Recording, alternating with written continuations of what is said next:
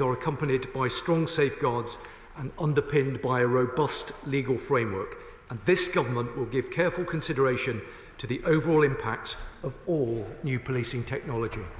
Kim Johnson. Thank you, Mr Speaker. I welcome the response from my honourable friend, but facial recognition technology is being used by the police in publicly accessible places, and it does breach human rights and it does discriminate disproportionately against black people. The previous government failed to introduce legislation to restrict its use. So can my right honourable friend confirm when there will be legislation to protect us? And will my right honourable friend meet with me and representatives of civil liberty organisations to discuss this matter further? Thank you, Mr Speaker. I understand that the National Physical Laboratory has independently tested the algorithms police have been using in live facial recognition cases and has found them to be highly accurate. They found no statistically significant differences based on ethnicity at the settings that the police generally use. But it is extremely important that any new technology used by the police is accompanied by strong safeguards, including to prevent bias or disproportionality, and that a robust legal framework is in place to govern the use of these new technologies. If she still has concerns, I'm sure the Police Minister or myself would be happy to meet with her. Orla Kirkspeth. Question 10, Mr Speaker. Thank you, Mr Speaker. With your permission, I'd like to group this question with question 11. We inherited, after 14 years of Conservative chaos, an asylum system which just doesn't work but costs billions of pounds. We are determined to restore order to the asylum system so that it operates swiftly, firmly and fairly. Additional caseworkers will be used to clear the backlog of claims and appeals while properly enforcing the rules and ensuring that those with no right to be here are swiftly removed. Orla Kirkspeth. Thank you, Mr Speaker, and I appreciate the efforts that my honourable friend has outlined. As the backlog is cleared, what steps will the Home Secretary take to ensure that newly recognised refugees do not face homelessness and destitution in the weeks after being granted status? And specifically, will the Home Secretary consider extending the move-on period to 56 days in line with the Homelessness Reduction Act? Mr Speaker, the Government is aware of the need for a smooth transition between asylum accommodation and other accommodation for those asylum seekers who are granted leave to remain. We understand this issue and we are considering it. Vicky Slade. Thank you, Mr Speaker. According to a 2022 YouGov poll, 81% of people support the right of asylum seekers to work. Currently, successful asylum seekers have little choice but to present as homeless to their local authorities, as they have no way of saving a deposit or proving an income to a potential landlord. Some councils, like Bournemouth, Christchurch and Poole, where I was formerly the leader, have joined the Lift the Ban coalition and support the right for people to work after 6 months. I accept that the Minister has talked about speeding things up, but currently 2/3 of the asylum seekers are taking more than 6 months. It will take some time to do that. Doing so will reduce the homelessness burden on councils, improve the mental health of asylum seekers, integrate with the host authority, and also fill vacancies in our economy. Would the Minister consider working with Refugee Action to consider this? Yeah. Thank you very much, Mr Speaker. No, the answer to this question is to speed up the asylum system so that we can get through to proper results in that system much faster and swiftly remove those who don't have a right to be here, whilst ensuring that those who do can be integrated and begin to work. Melanie Ward. Question number 14, please, Mr Speaker. Thank you, Mr Speaker. It will always be a government priority to protect our elections against foreign interference. Established processes are in place to protect the UK's democratic integrity, including the National Security Act of 2023, providing the security services and our law enforcement agencies with the tools they need to tackle state threats. Last week, the Home Secretary and myself convened the Defending Democracy Task Force to consider any issues arising from the election. Melanie Ward. Thank you, Mr Speaker. In terms of issues in our recent general election, some of my constituents in Cowdenbeath and Kirkcaldy were understandably frustrated by delays in the postal voting system. I understand the Electoral Commission is looking into this and hope lessons will be learned. Our democratic system must always be protected from both domestic and foreign malign interference, including misinformation. So can the Minister update the House on the work being undertaken by the Defending Democracy Task Force, which he just referred to review measures put in place to protect the general election, and also explain what efforts are being made to protect our wider democratic system? Thank you. I'm grateful to the honourable member for her question, and I welcome her to her place. The Defending Democracy Task Force met for the first time under the new government on the 25th of July. The task force brings together ministers from right across government, along with representatives from law enforcement and the intelligence community. Last week's meeting discussed how political intimidation and harassment has no place in our society, and how the task force will drive the whole of government response to the full range of threats to our democracy. The Defending Democracy Task Force will bring to bear the full range of tools and capabilities to meet this challenge. Sir Julian Lewis. I warmly welcome the appointment of the Minister and congratulate him on it. Like me, he will appreciate that the security and intelligence agencies are reluctant to be seen to interfere in the democratic process. But does he agree that steps must be taken to ensure that the proceeds of kleptocracy in countries like Russia are not used to infect democratic political parties in this country and elsewhere? The right honourable gentleman speaks with great wisdom and authority on these matters and has huge experience of them. So I'll not detain the House any further and say, yes, I agree with him. Right, we now come to topicals. Adam Jogi. Question 1. Thank you, Mr. Speaker. Last week's crime figures showed that shoplifting has increased by 30% in a year, and street crime has gone up by 40% in a year, at a time when antisocial behaviour has become a serious challenge in some town centres, and yet the figures showed that neighbourhood policing figures are down by a further 28%. This is deeply damaging because communities need to feel safe, and feel safe particularly at the heart of their communities. That is why this government is determined to restore neighbourhood policing, and I can set out that the new crime and policing bill in the King's Speech will include strong measures to support neighbourhood policing and to give the police stronger powers to crack down on shoplifting and antisocial behaviour in order to keep our streets safe. Thank you, Mr. Speaker, and I'm grateful to the Home Secretary for her answer. The people of Newcastle-under-Lyme raise crime and antisocial behaviour with me almost daily. That's why my constituents welcome the government's commitment to restoring meaningful and effective neighbourhood policing. So will the Home Secretary meet with me to discuss how Newcastle-under-Lyme can best benefit from this important step in the right direction?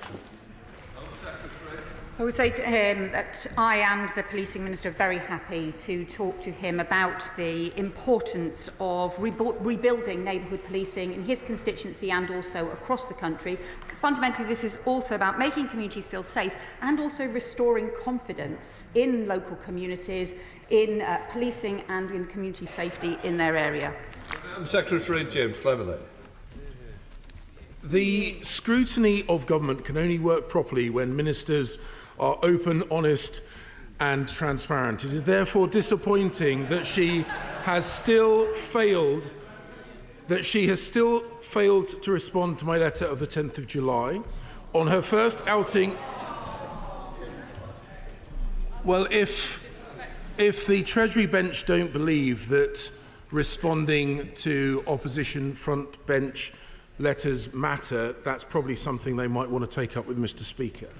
On her first outing at the dispatch box, her statement was late, and in that statement, the Right Honourable Lady used figures which are still unpublished. Now, almost a week later, she has still not provided any published evidence whatsoever for the figures she used in that statement. But my question today is simple, and she still hasn't given an answer from the first time I raised it. Where is she going to send failed asylum seekers from Afghanistan, Syria and Iran? Just order, one second. Can I just say to everybody, we are on topicals. Topicals are meant to be short and quick. Members aren't going to get in on either side, so please look to the front bench and others who've held us up. Home Secretary.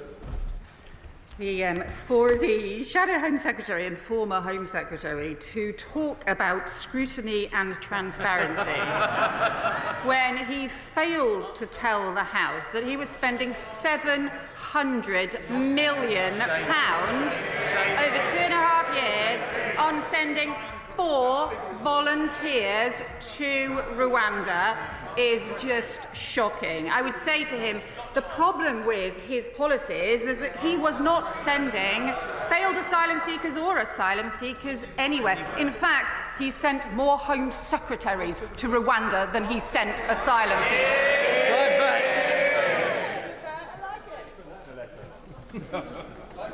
Thank you, Mr. Speaker. I say the use of e-bikes and e-scooters has become an increasing problem. In Sheffield city centre and pedestrian areas, they are a threat now to public safety, particularly when they're used by Deliveroo and other drivers. Guide dogs have issued a concern about the fact that people who are visually impaired can't hear these vehicles coming. Will the Minister now give clear guidance to the police about what action they should be taken to police these vehicles properly? I totally sympathise with what the Honourable Gentleman has just set out. The police do have powers available to seize vehicles being used illegally or in an antisocial manner, and to fine individuals who fail to stop when instructed to do so. We will set out our plans to crack down on antisocial road users in due course. Lib Dem spokesperson Jamie Stone. Mr. Speaker, there's a crofter living in the Reconic and Lochberry area of my constituency. He's very hard working, he's well liked locally, he's done a great deal for the local community, but he's German and he's trying ever so hard to get leave to remain, and it's taking forever. I wonder if the Minister would ask her officials to meet with me to see how we could speed this on. I'd be very grateful, Mr. Speaker. More than happy to meet the Honourable Gentleman. Oral Edwards. Mr. Speaker, last week a horrific incident took place in my constituency with the attack on uniformed Royal Engineer Lieutenant Colonel Mark Teaton on the streets of Brompton. Will my right honourable friend, the Home Secretary, join me in paying tribute to Kent Police, ambulance and NHS workers, Medway Council and senior officers from the Brompton Barracks who worked so well together to quickly arrest the suspect, to save Mark's life, support his family and to reassure the local community? Can I thank my honourable friend for raising this really important case? This was an awful attack on a soldier, serving soldier in her constituency. I think all of our thoughts will be with him, with his family and with his friends, wishing him a most speedy recovery. And we do give Kent Police our full support in investigating this incident and also in providing reassurance and community patrols in the area. David Mundell. Thank you, Mr. Speaker. My constituents, Colin and Mandy Mackey, set up Spike Aware UK after their son Greg tragically died after having his drink spiked. So I very much welcome the fact that this government is bringing forward the proposals that the previous government had to outlaw spiking. But does the Home Secretary agree with me that the fight against spiking needs to be UK-wide? And will she encourage the Scottish Government to join with her in banning spiking across the UK? Well, the Honourable Member makes an important point because spiking is a terrible crime. It's extremely dangerous and too often is not taken seriously enough. We will work with anyone and everyone to tackle this appalling crime, to make sure that more work is done to prevent spiking in the first place, but also that when it does take place, that the perpetrators feel the full force of the law. Ben Goldsborough. Thank you, Mr. Speaker. Under the Conservatives, rural crime rocketed by 22%. Costing our economy an estimated £49.5 million. They're NFU figures, so you can question them if you're not convinced by them. What action is the Minister going to be taking to ensure that this Tory mess is sorted and that our country lanes are protected from crimes such as heating oil theft, machinery theft and also livestock theft? The Government recognises the importance of tackling rural crime. We're committed to safeguarding rural communities with tougher measures to clamp down on antisocial behaviour, strengthen neighbourhood policing and stronger laws to prevent farm theft and fly tippers. And the National Rural Crime Unit provides police forces with specialist operational support in respect of the theft of farming or construction machinery, livestock theft, fly tipping, fuel theft and equine crime. Sir David Davis. In December 2023, a plot was exposed in which members of the Islamic Revolutionary Corps planned to assassinate 2 journalists working for Iran International on UK soil. Since 2022, January 2022, there have been about 15 such incidents happen in Britain. Is it not now time to ban the Islamic Revolutionary Guard Corps?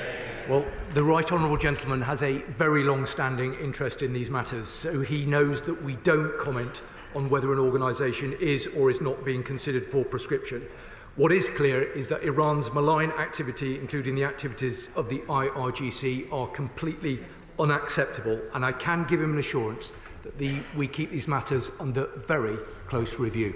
Helen Hayes. Thank you, Mr. Speaker. For the communities in my constituency mourning the loss of a young person to knife crime, the government's commitment to ban zombie knives, machetes and ninja swords cannot come soon enough. Can the Home Secretary confirm that in bringing forward this vital legislation, she will ensure that the penalties for selling these weapons illegally will be substantial and that they will apply personally to executives at the highest level in any retail outlet, including online marketplaces such as eBay and Amazon?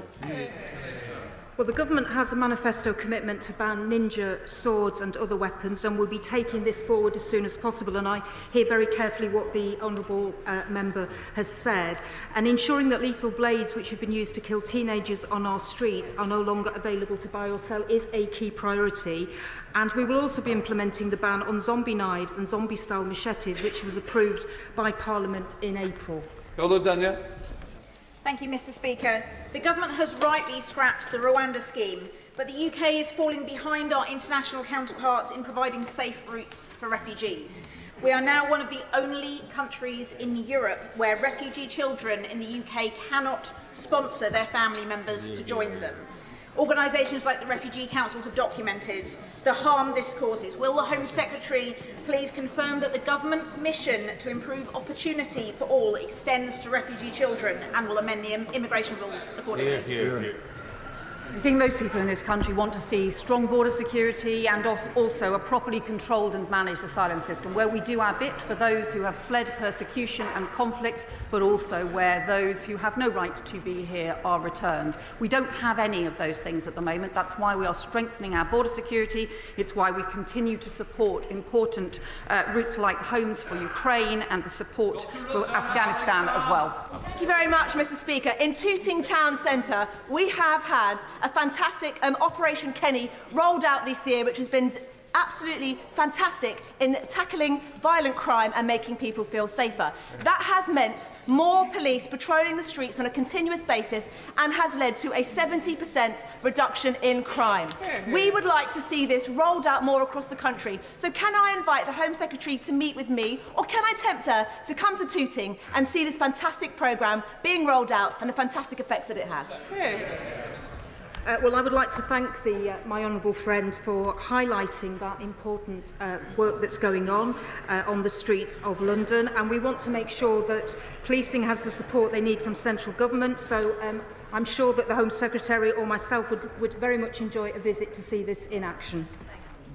Robin Moore. Thank you, Mr. Speaker. Unfortunately, within certain parts of Keighley, namely Bracken Bank, Guardhouse, Braithwaite and in other areas, residents are constantly being plagued by selfish individuals who ride motorbikes at high speeds, doing wheelies, wearing balaclavas, revving their engines, who have no regard for their fellow road users or indeed neighbouring residents who are quite rightly fed up. Can the Home Secretary outline her plans to deal with this increasing problem? So I agree with the Honourable Member that the problems we've seen with off-road bikes, the deafening and distressing harassment that sometimes they can cause is a serious problem. But that's why this government is determined to strengthen the law on off-road bikes, to give the police more powers and to put more police on the street. I hope that his party will support it now. Chris Webb. Thank you, Mr. Speaker. In my hometown of Blackpool, knife crime has risen 416% since 2015-16. When I met with young people in Blackpool a few weeks ago, they told me it's now the norm that young people across my town carry a knife. Will the Secretary of State agree to meet with me to discuss this matter urgently and address this issue in Blackpool? Yeah. My honourable friend is right that we have seen really deeply damaging increases in knife crime. That is why we are making it part of our mission on crime to halve knife crime over the next 10 years. That has to involve stronger action on knife crime sales, stronger action in the law, and also stronger prevention with the new Young Futures programme. Chamberlain. Thank you, Mr. Speaker. The Seasonal Agricultural Workers Scheme remains absolutely vital for farmers, largely due to the piecemeal nature of its running by the last government, which means that farmers haven't been able to make the investment decisions that they want to. So will the Home Secretary commit now to a scheme for the whole of this Parliament to provide that certainty to farmers and workers? The Honourable Member will know that the Migration Advisory Committee has recently produced a report on the Seasonal Worker Scheme. That report has been kept under review and we will update the House in due course. Florence Session-Lerby. Thank you, Mr. Speaker. I had the pleasure of visiting the Metropolitan Police Special Operations Unit in my constituency with the new policing minister on Saturday, and we discussed a range of issues with the officers, from counter-terrorism, dealing with violent crime, protests and serious anti-social behaviour. Does the Home Secretary agree with me that with additional resources needed for our police officers, we need them and we need that urgent action to work with the Met to keep our streets safe in London? Well, it was a great pleasure to be on that visit with the local constituency MP, and of course funding around the police settlement is something that we will be considering in the weeks and months ahead. Final question, Dr Kieran Mullen. Thank you, Mr. Speaker. A few days ago, the Home Office published a notice about the use of the North Eye Detention Centre in my constituency, telling residents very little, except no decision had been made. As a matter of urgency, can the Home Office publish what options it's considering for its use and commit to a timetable for telling residents when it will be coming to at least a provisional decision that I and my constituents can feed into? Thank you very much, Mr. Speaker. This site was purchased by the former government. I understand the uncertainty that's been caused by it, especially in the local community, and they will want to know the Home Office plans for the site. A decision will be made on the use of the North Eye site at the earliest opportunity, and I will keep him informed. Right, we'll let the front benches change over.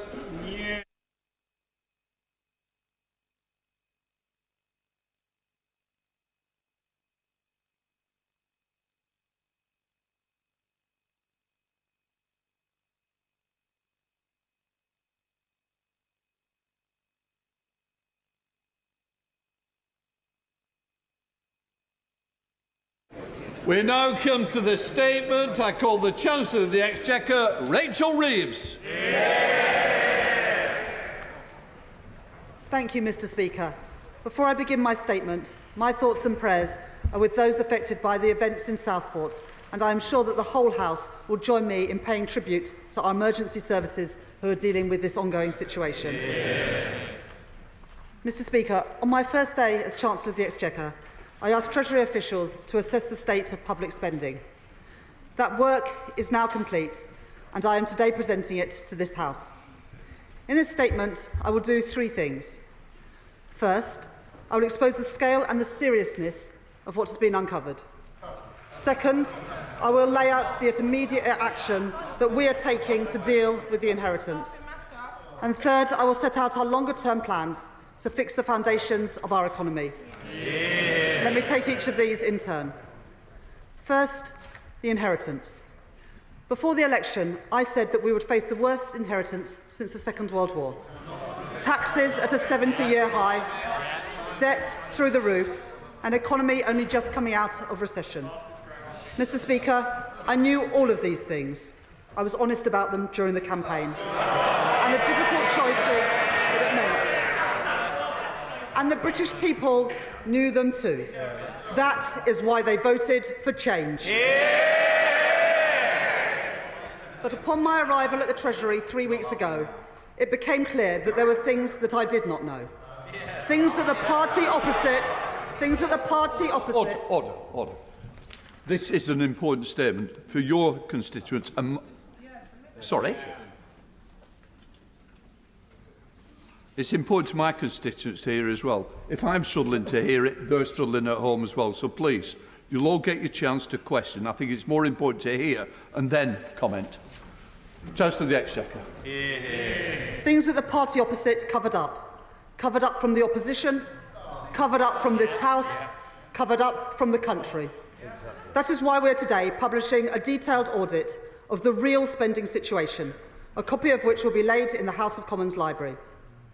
I want to take this opportunity to thank my right honourable friend, the Chief Secretary to the Treasury, for his leadership, and to Treasury officials for all their work in producing this document. Now let me explain what it has uncovered. Mr. Speaker, the government published its plans for day-to-day spending in the spring budget in March. But when I arrived at the Treasury, on the very first day, I was alerted by officials that this was not how much the previous government expected to spend this year. It wasn't even close. In fact, the total pressures on these budgets across a range of areas was an additional £35 billion. Once you account for the slippage in budgets you usually see over a year and the reserve of £9 billion designed to respond to genuinely unexpected events, it means, Mr. Speaker, that we have inherited a projected overspend of £22 billion. A £22 billion hole in the public finances now. Not in the future, but now. £22 billion of spending this year that was covered up by the party opposite. If left unaddressed, it would mean a 25% increase in the budget deficit this year.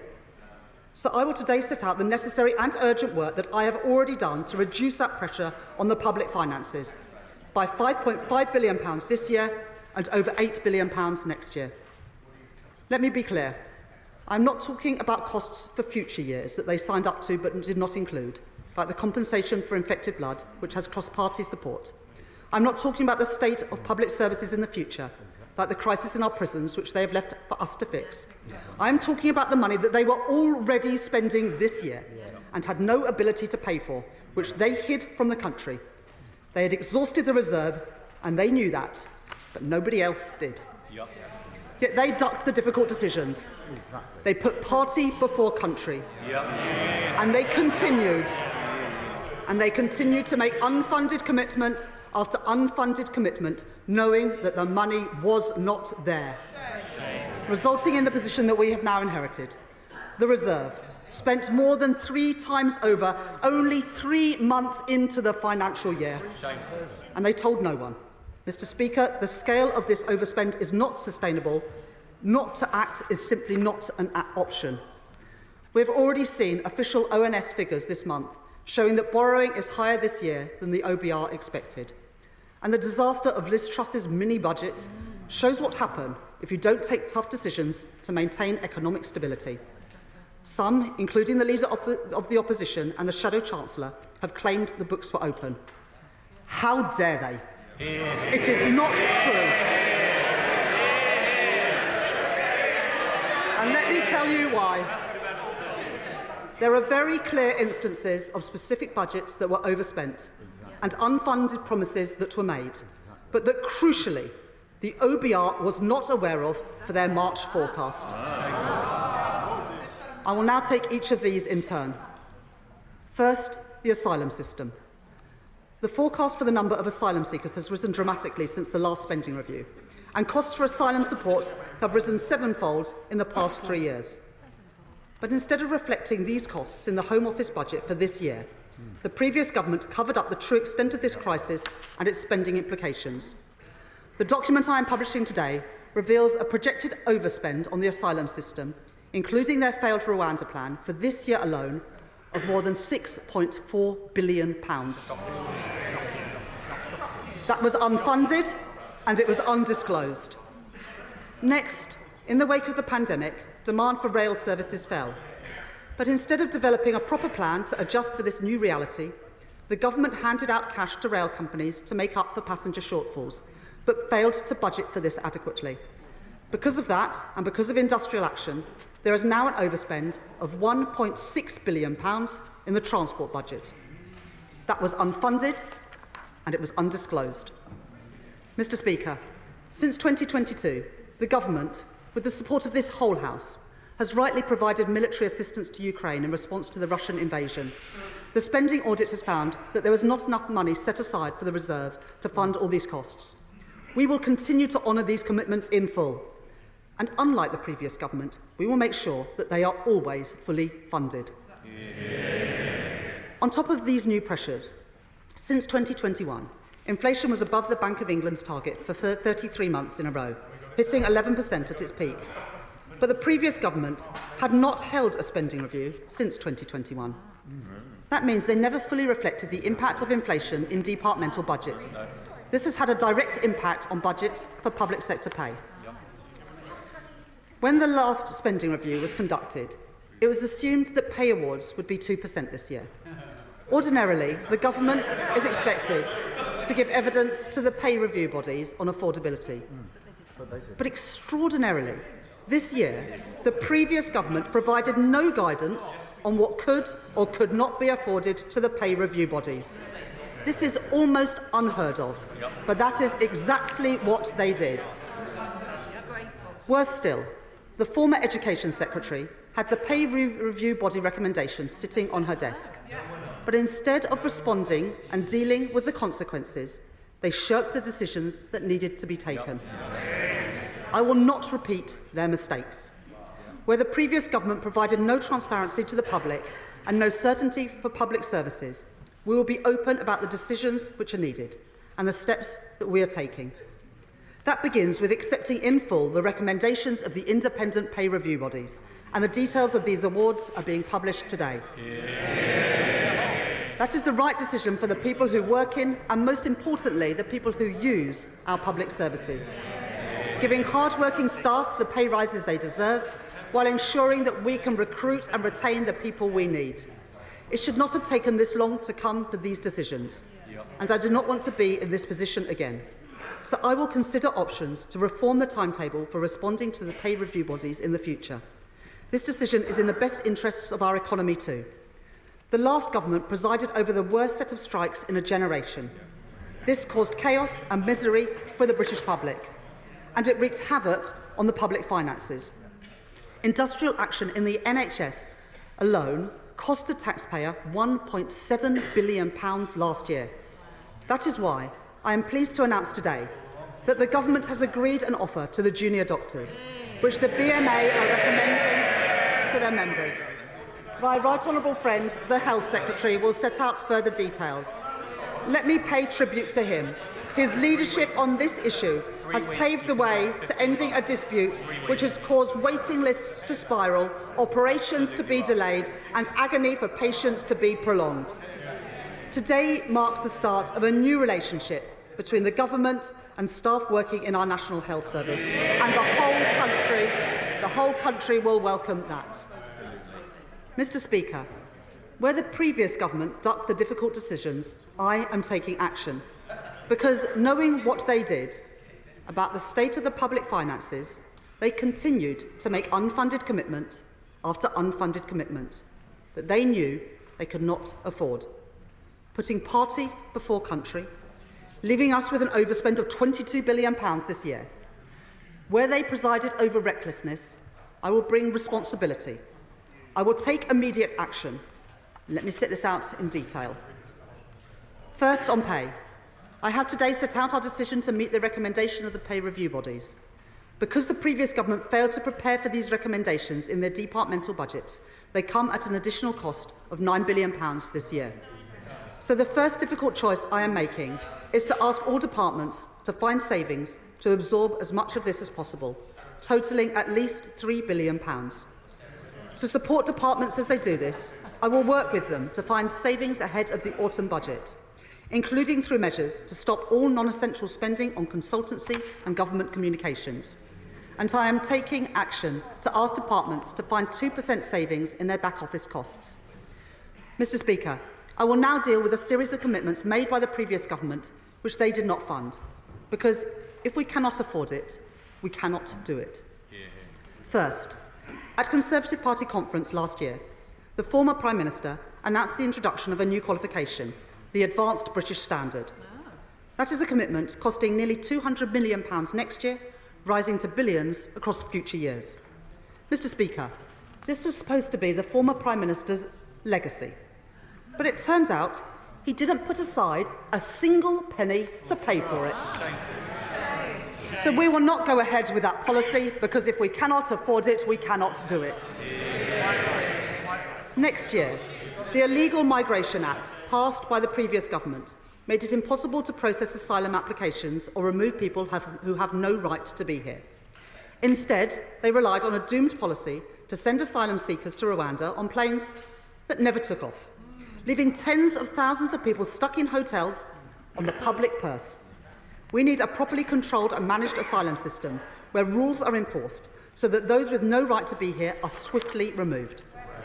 So we have scrapped their failed Rwanda scheme, which placed huge pressure on the Home Office budget. To bring down these costs as soon as possible, my right honourable friend, the Home Secretary, has already laid legislation to remove the retrospective element of the Illegal Migration Act, which will significantly reduce the use of hotel accommodation. These measures will save nearly £800 million this year and avoid costs spiralling even further next year. This was a bad use of taxpayers' money, and we will not do it. Mr. Speaker, the previous government claimed it was levelling up the country. It made promise after promise to the British people. But the spending audit has uncovered that some of those commitments weren't worth the paper that they were written on. At autumn statement last year, the former Chancellor announced £150 million for an investment opportunity fund. But not a single project has been supported from that fund. So following discussions with my right honourable friend, the Deputy Prime Minister, I am cancelling it today. Because if we cannot afford it, we cannot do it. The previous government also made a series of commitments on transport, promises that people expected to be delivered, promises that many members across this House campaigned on in good faith. But the party opposite has failed them. We have seen from the National Audit Office the chaos that the previous government presided over. Projects over budget and delayed again and again. The spending audit has revealed £1 billion of unfunded transport projects that have been committed to next year. So my right honourable friend, the Transport Secretary, will undertake a thorough review of these commitments. As part of that work, she has agreed not to move forwards with projects that the previous government refused to publicly cancel, despite knowing full well that they were unaffordable. That includes proposed work on the A303 and the A27. And my right honourable friend will also cancel the Restoring Our Railway programme, saving £85 million next year, with individual projects to be assessed through her review. If we cannot afford it, we cannot do it. Mr. Speaker, the previous government had plans. The previous government had plans for a retail sale of NatWest shares. We intend to fully exit our shareholding in NatWest by 2025-26. But having considered advice, I have concluded that a retail share sale offer would involve significant discounts that could cost taxpayers hundreds of millions of pounds. It would therefore not represent value for money, and it will not go ahead. It is a bad use of taxpayers' money, and we will not do it. Next, let me address the unfunded pressures in our NHS and our social care sector. In October 2020, the government announced that 40 new hospitals would be built by 2030. Since then, only one new project has opened to patients, and only 6 have started their main construction activity. The National Audit Office were clear that delivery was wildly off track. But since coming into office, it has become clear that the previous government continued to maintain its commitment to 40 hospitals without anywhere close to the funding required to deliver them. That gave our constituents false hope. We need to be straight with the British people about what is deliverable and what is affordable. So we will conduct a complete review of the new hospital programme with a thorough, realistic and costed timetable for delivery. Mr. Speaker, adult social care was also neglected by the previous government. The sector needs reform to improve care and to support staff. In the previous Parliament, the Government made costly commitments to introduce adult social care reform charges, but they delayed them 2 years ago because they knew that local authorities were not ready and that their promises were not funded. So it will not be possible to take forward those charging reforms. This will save over £1 billion by the end of next year. Mr. Speaker. Order. I want this side to be quiet as well. I want to hear the Chancellor of the Exchequer. I can understand why people and members are angry. I am angry too. The previous government let people down. Mr. Speaker, the previous government made commitment after commitment without knowing where the money was going to come from. They did this repeatedly, knowingly and deliberately. Today I am calling out the Conservatives' cover-up, and I am taking the first steps to clean up what they have left behind. But the scale of the inheritance we have been left means the decisions we have so far announced will not be enough. This level of overspend is not sustainable. Left unchecked, it is a risk to economic stability. And unlike the party opposite, I will never take risks with our country's economic stability. So it therefore falls to us to take the difficult decisions now to make further in-year savings. Mr. Speaker, the scale of the situation we are dealing with means incredibly tough choices. I repeat today the commitment that we made in our manifesto to protect the triple lock. But today I am making the difficult decision that those not in receipt of pension credit or certain other means-tested benefits will no longer receive the winter fuel payment from this year onwards. The Government will continue to provide winter fuel payments worth £200 to households receiving pension credit, or £300 to households in receipt of pension credit with someone over the age of 80. Let me be clear, this is not a decision I wanted to make, nor is it the one that I expected to make. But these are the necessary and urgent decisions that I must make. It is the responsible thing to do, to fix the foundations of our economy and bring back economic stability. Alongside this change, I will work with my right honourable friend, the Work and Pension Secretary, to maximise the take-up of pension credit by bringing forward the administration of housing benefit and pension credit, repeatedly pushed back by the previous government, and by working with older people's charities and local authorities to raise awareness of pension credit and help identify households not claiming it. Mr. Speaker, this is the beginning of a process, not the end. I am announcing today that I will hold a budget on October the 30th, alongside a full economic and fiscal forecast from the Office for Budget Responsibility. I have to tell the House that the budget will involve taking difficult decisions to meet our fiscal rules across spending, welfare and tax. Mr. Speaker, they still don't get it today. Parties in Downing Street crushing the economy, gambling on the election, party before country every single time. Mr. Speaker, it will be a budget to fix the foundations of our economy, and it will be a budget built on the principles that this new government was elected on. First, we will treat taxpayers' money with respect by ensuring that every pound is well spent. And we will interrogate every line of public spending to ensure it represents value for money. Second, I can repeat from the dispatch box our manifesto commitment that we will not increase taxes on working people. That means we will not increase national insurance, the basic, higher or additional rates of income tax or VAT. And today, my honourable friend, the Exchequer Secretary, is publishing further detail on our manifesto commitments to close tax loopholes and clamp down on tax avoidance, to ensure we bring in that money as quickly as possible. My third principle is that we will meet our fiscal rules. We will move the current budget into balance, and we will get debt falling as a share of our economy by the end of the forecast. These are the principles that will guide me at the budget. But let me be honest, challenging trade-offs will still remain. So today I am launching a multi-year spending review. This review will set departmental budgets for at least 3 years, providing the long-term certainty that has been lacking for too long. As part of that process, final budgets for this year and budgets for next year, 2025-26, will be set alongside the budget on the 30th of October. I will look closely at our welfare system, because if you can work, you should work. That is a principle of this government.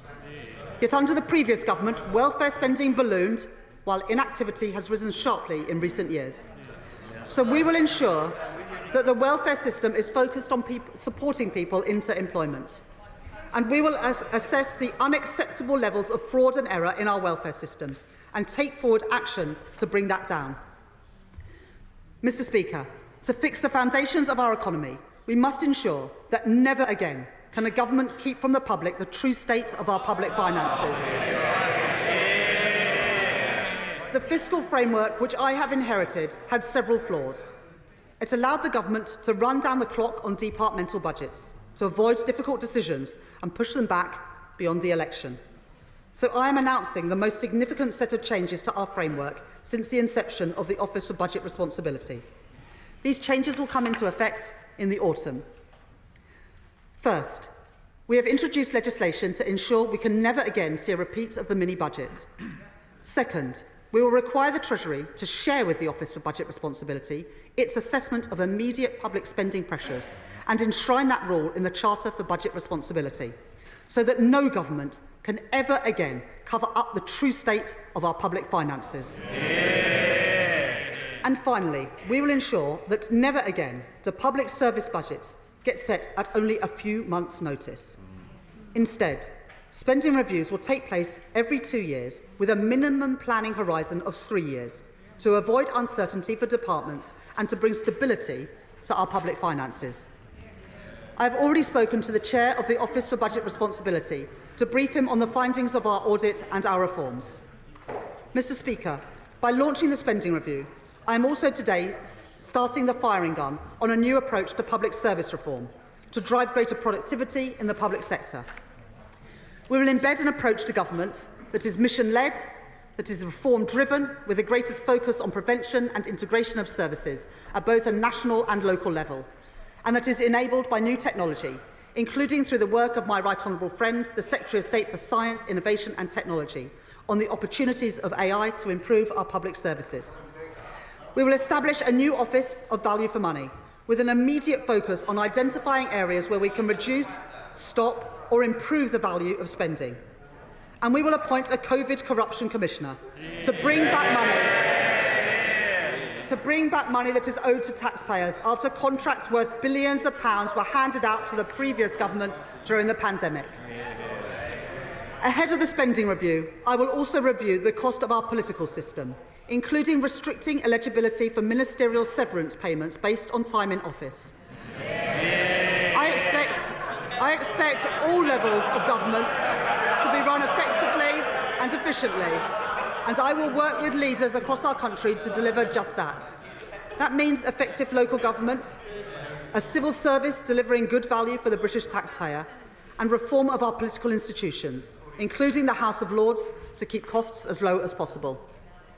Mr. Speaker, the Budget and Spending Review will also set out further progress on our #1 mission, to grow our economy, because economic growth is the only way to sustainably improve our public services and sustainably improve our public finances. So we will use the Spending Review to prioritise specific areas of capital investment that leverage in billions more in private investment. It won't happen overnight, it will take time and it will take focus, but we have already made significant progress. Planning reforms to get Britain building, a national wealth fund to catalyse private investment, a pensions investment review to unlock capital for our businesses, Skills England to create shared national ambition to boost skills across our country, and work across government on a new industrial strategy, driven forward by a growth mission board to ensure we deliver on our commitments. Our country has fundamental strengths on which we can build, and I look forward to welcoming business leaders to the International Investment Summit in Britain later this year. Because I know that if we can create the stable conditions which investors need to thrive, we will return confidence to our economy, so that entrepreneurs and businesses, big and small, know that this is the best place in the world to start and grow a business, because that is the bedrock on which economic growth must be built. Mr. Speaker, the inheritance from the previous government is unforgivable. After the chaos of Partygate, when they knew trust in politics was at an all-time low, they gave false hope to Britain. When people were already being hurt by their cost of living crisis, they promised solutions that they knew could never be paid for. Roads that would never be built, public transport that would never arrive, hospitals that would never treat a single patient.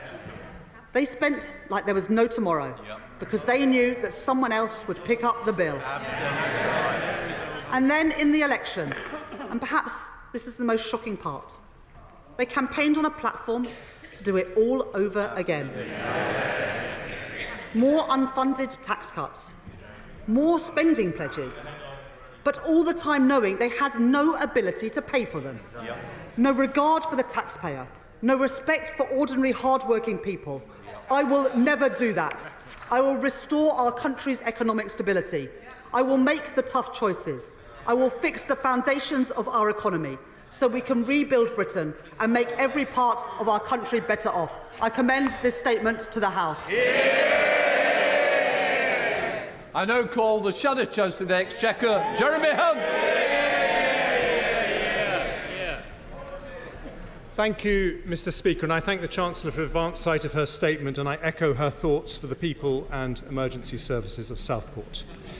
Today, she will fool absolutely no one with a shameless attempt to lay the grounds for tax rises she didn't have the courage to tell us about. Order. Now then, this is the Cabinet. I want it to act like a Cabinet, like a rabble that's trying to shout the Shadow Chancellors. Jeremy Hunt. She says, Mr. Speaker, the information is new. But she herself told the Financial Times, you don't need to win an election to find out the state of public finances, as we've got the OBR now. Paul Johnson of the IFS says the state of public finances were apparent pre-election to anyone who cared to look, which is why he and other independent figures say her argument is not credible and won't wash. Those public finances were audited by the OBR just 10 weeks before the election was called.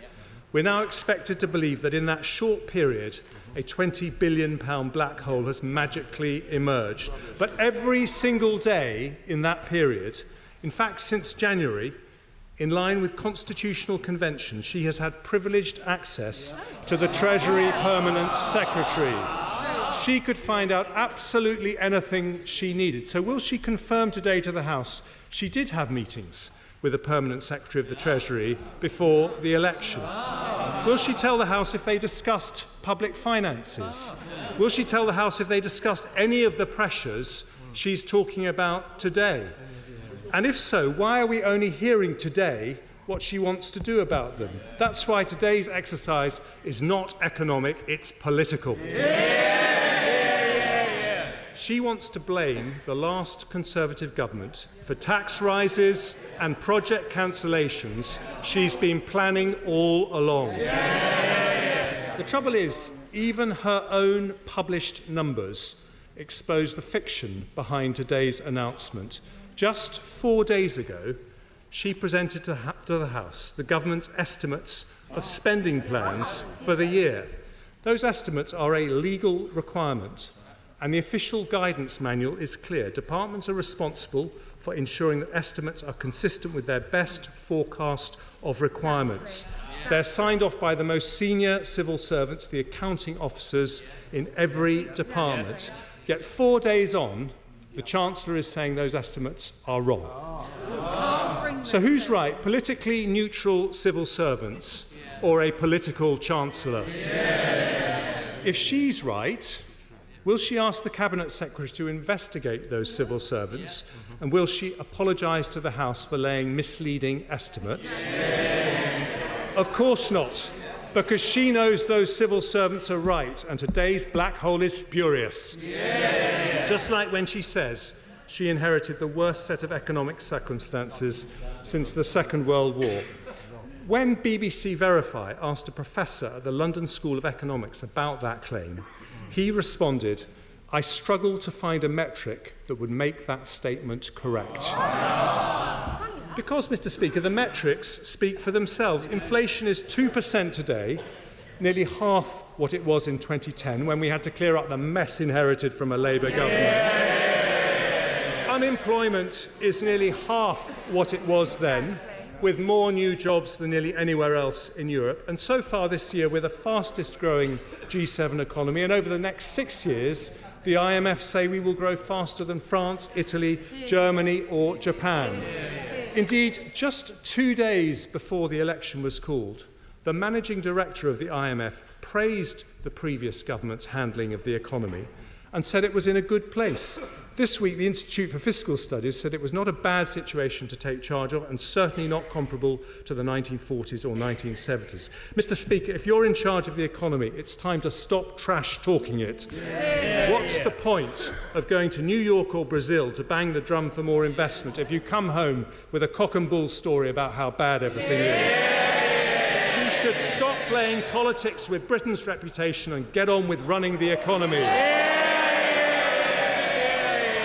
So when it comes to public finances, will she confirm to the House that far from being broke and broken, as Downing Street briefed the media, the forecast deficit today is 4.4% compared to 10.3% when Labour left office in 2010. In other words, when Labour was last in office, we were borrowing double current levels.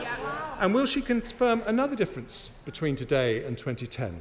The Conservatives came to office then being honest about our plans and saying very straightforwardly we needed to cut the deficit, whereas she's just won an election telling us repeatedly taxes will not go up. How many seats were won on the back of commitments not to raise tax, while she's quietly planning to do the exact opposite? So turning to the details she's announced today, will she confirm that around half today's fictitious black hole comes from discretionary public sector pay awards? In other words, not something she has to do, but something where she has a choice. Will she confirm to the House that apart from the teachers' recommendation, none of the other pay review body recommendations were seen by the last government as they arrived after the election was called? Now today, she has chosen to accept those recommendations. But before doing so, was she advised by officials to ask unions for productivity enhancements before accepting above-inflation pay awards to help pay for those awards, as the last government did? And if she was advised to do that, why did she reject that advice and simply tell the unions, here's your money, thanks for your support? Will she confirm? I know they don't like the truth, but here it is. Will she confirm that one of the reasons for her funding gap is that she's chosen to backdate a 22% pay award to junior doctors to cover the time when they were striking? Mr. Speaker, we are just 3 months into the financial year, so why did she not mention today that at the start of the year, the Treasury had a reserve of £14 billion for unexpected revenue costs and £4 billion for unexpected capital costs? Additionally, why has she not accounted for the Treasury's ability to manage down in-year pressures on the reserve, last year alone by £9 billion? Why has she apparently not accounted for underspends, typically £12 billion a year? Has she totally abandoned the £12 billion of welfare savings planned by the last government? And if so, will she confirm that to the House? Has she also abandoned £20 billion of annual productivity savings planned by the last government? And if not, why aren't they in her numbers? And finally, for someone who claims continuously the mantle of fiscal rectitude, will she confirm that in order to pay for her public spending plans, she will not change her fiscal rules to target a different debt measure so she can increase borrowing and debt by the back door? Every Chancellor faces pressures on public finances. After a pandemic and energy crisis, those pressures are particularly challenging, which is why in the autumn of 22, the previous government took painful but necessary decisions on tax and spend. But we knew going forward that if we continued to take difficult decisions on pay, productivity and welfare reform, we could live within our means and start to bring taxes down. She, on the other hand, knew perfectly well a Labour government would duck those difficult decisions. She's caved into the unions on pay, left welfare reform out of the King's speech, soft-pedalled on our productivity programme, and that is a choice, not a necessity. And that choice means that taxes will have to go up, and she chose not to tell us before the election. Instead, in 24 days, just 24 days, she's announced £7.3 billion for GB Energy, £8.3 billion for the National Wealth Fund, and around £10 billion for public sector pay awards. That's £24 billion in 24 days. Around £1 billion for every day she's been in office, leaving taxpayers to pick up the tab for her profligacy. And doing it this way, she makes the first major misstep of her time as Chancellor, because that great office of state depends more than any on trust. Yet in her first big moment, she breaks that trust with an utterly bogus attempt to hoodwink the public about the choices she has. Over 50 times in the election, they told us they had no plans to raise taxes. Now, in a U-turn that will forever shame this Labour government, she is laying the ground to break her word. And when she does, her first budget will become the biggest betrayal in history by a new Chancellor, and working families will never forgive her.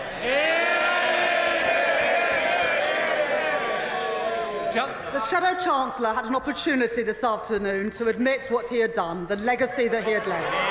But instead, he takes no responsibility. The word the country was looking for today was sorry. The Shadow Chancellor could not find those words.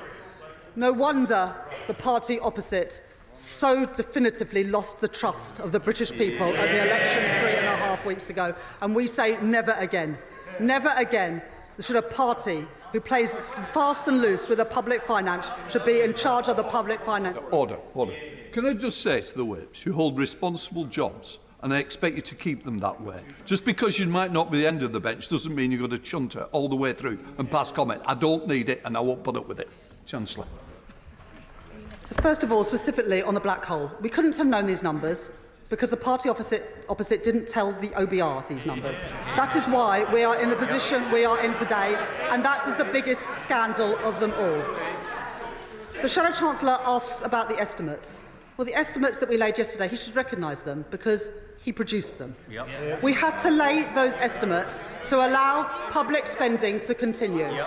But since those estimates were produced, information was given to us by Treasury officials about the true scale of the overspending by the party opposite.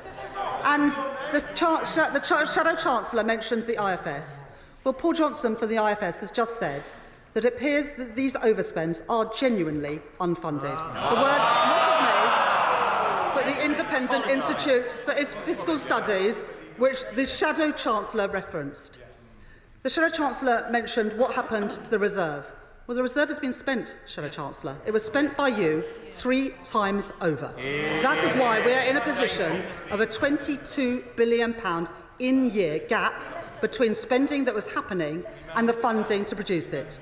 Now, if the Shadow Chancellor could do all the things that he spoke about today, why weren't they in the forecasts? If he was able, as he says, to make those in-year changes on welfare and on productivity, then they would have been in the forecasts. They were not.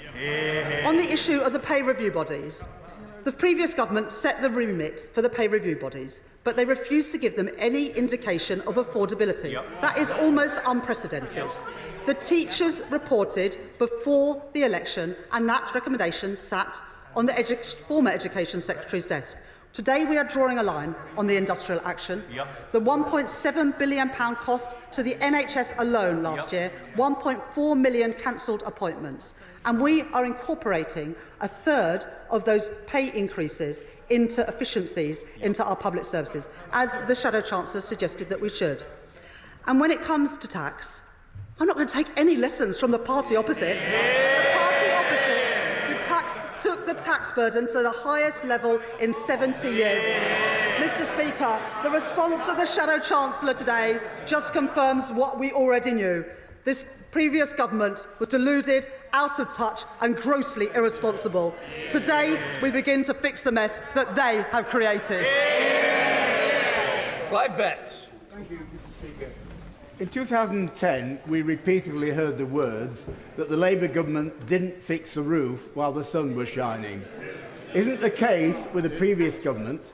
Not merely didn't they fix the roof, they actually have destroyed the whole foundations of our public services. Could I, amongst the difficult decisions, just welcome 2 points that my right honourable friend made. One is the encouragement to work with local councils to increase the take-up of pension credits. That's something the Select Committee called for repeatedly in the last Parliament, and it wasn't taken up. That's really important. Secondly, in terms of multi-year settlements, could the Chancellor confirm it will be her intention as well to provide multi-year settlements ultimately for local councils? It's something they've been calling for repeatedly. It will be a welcome step to help them with a very difficult financial situation they're facing. Chancellor. I thank my honourable friend for those questions. First of all, yes, I can confirm that we will be doing multi-year settlements with local authorities as well as with government departments. It's incredibly important that government departments and local authorities can plan for the future, knowing what money is available, rather than running down the clock towards the end of the year. I would like also to thank my honourable friend for welcoming the announcement I made today about working with local government to improve the take-up of pension credit.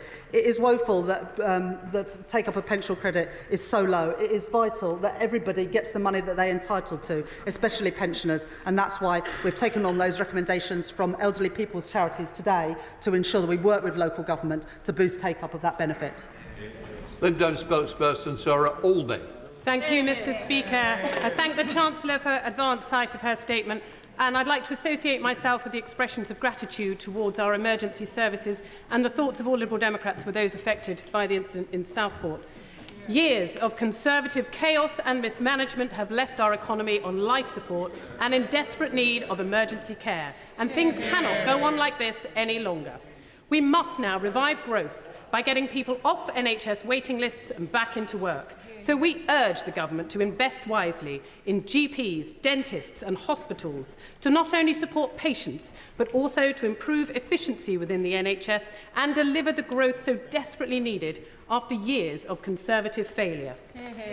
Mr. Speaker, the outgoing Conservative government will go down in the history books as one of the most damaging administrations our country has seen, and today's statement has thrown that picture into even more stark relief. It wasn't just their catastrophic mini-budget. We saw a vicious cycle of stagnation and recession, driven by years of chaos and uncertainty. For the first time, living standards declined over the course of a parliament as people experienced the harshest cost of living crisis in generations. Our public services were abandoned, waiting lists soared, schools crumbled and our social care is in crisis. The dire state in which the Conservatives left our public finances is just indicative of their irresponsibility. People are painfully aware that Conservative chaos has real-life consequences. Interest rates were sent soaring and millions of people saw their mortgage payments increase by hundreds of pounds a month. That's why, more than ever, we need to foster economic stability, to draw a line under the uncertainty of the last few years. An important step in rebuilding confidence in our economy is to set up a long-term industrial strategy. It will help to unlock vital investment, create good jobs and help us tackle the climate emergency. So will the Chancellor reassure this House that the Government will start work on an industrial strategy as soon as practically possible? Mr. Speaker, we cannot talk about rebuilding our economy without talking about the crisis in health and social care. Millions have a long-term health condition, making them too ill to work, and millions more are stuck on NHS waiting lists. Many others can't leave hospital because there is no care provision. The Liberal Democrats have always understood that we cannot have a thriving economy and strong public finances until we fix the crisis in health and social care. And that's why we put forward detailed proposals to deliver more GPs, invest in dental services and cut ambulance waiting times. Equally, we must give people the good quality care they deserve, so we urge the government to work across party lines to implement a system of free personal care and give our unpaid carers the proper support they need. The last Conservative administration left people with crippling care costs, and that is why it is urgent that we have cross-party talks on social care, and I urge the government to begin those as soon as we possibly can. Investing in health and care isn't just about giving people the fair deal they deserve, it is also about sound management of our public finances. So will the Chancellor guarantee that the NHS and social care will be at the heart of her plans to address the Conservative Party's legacy of mismanagement? Part of that legacy is the previous government's promise to deliver 40 new hospitals. Postponed, redefined and never properly funded, this turned out to be yet another empty Conservative promise. But having listened to many colleagues on these benches over the last few years, there are clearly hospitals that are in dire need of investment. Crumbling roofs, buckets to catch the leaks. So will she meet with those members whose constituents will be affected by today's announcement to hear directly the situation in their particular hospitals? Lastly, Mr. Speaker, let me turn to the other side of the equation, securing the funding our public services so desperately need. Over the last Parliament, we saw the Conservative Party raise taxes on hard-working households again and again just to pay for its own mistakes. So will the Chancellor agree with me that it would be unfair to ask working people to pick up the tab a second time after they already suffered through years of painful tax rises?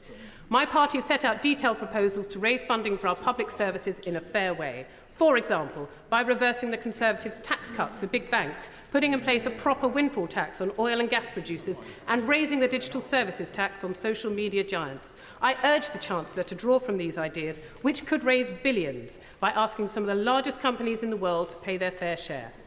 Mr. Speaker, there is no doubt that our economy, our public services and our public finances have been left in a precarious position. Now the hard work must be done to repair the damage and return stability, growth and prosperity to our country. That is what the Liberal Democrats will always champion, and we sincerely hope that the government will look closely at our proposals to end the crisis in health and social care, grow our economy and give people a fair deal. Thank you. I thank the Honourable Lady for her contribution, and particularly the theme about helping people into work and fixing our National Health Service. I also totally agree with the Honourable Lady about the immense damage that the Tory mini-budget did, particularly in pushing up mortgage costs for so many of our constituents.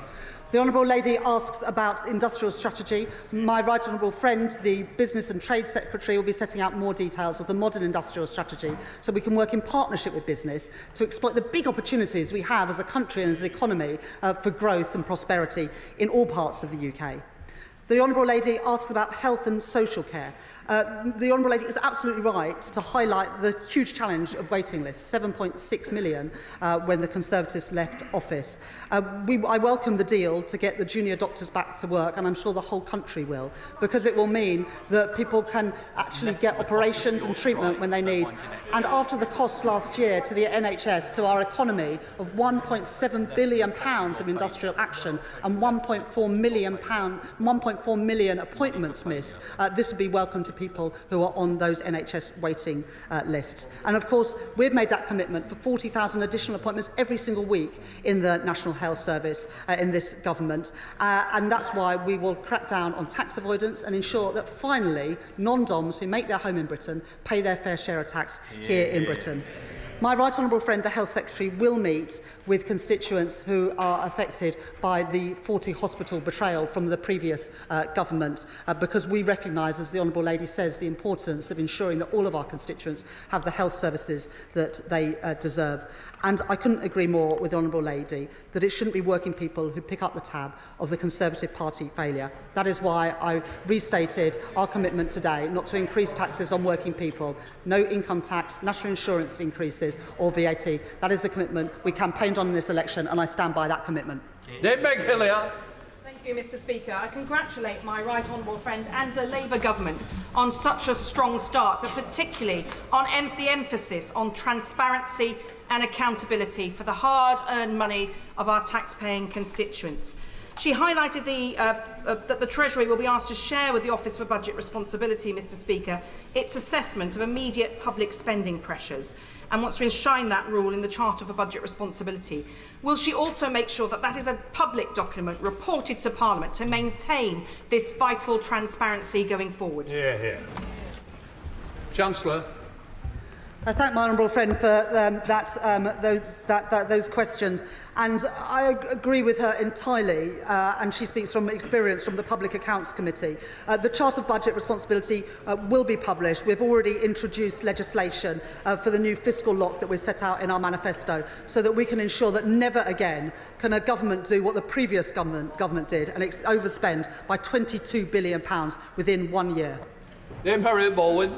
Mr. Speaker, what a chilling political choice to choose to take away the winter fuel allowance from a 90-year-old on an income of £10,000 a year. And that was a political choice. I want to ask the Chancellor more about productivity. She used the word once during her speech. What discussions has she had about improving productivity, which according to the Office for Budget Responsibility in the public sector is still 5% lower and has not recovered since the levels we enjoyed before the pandemic?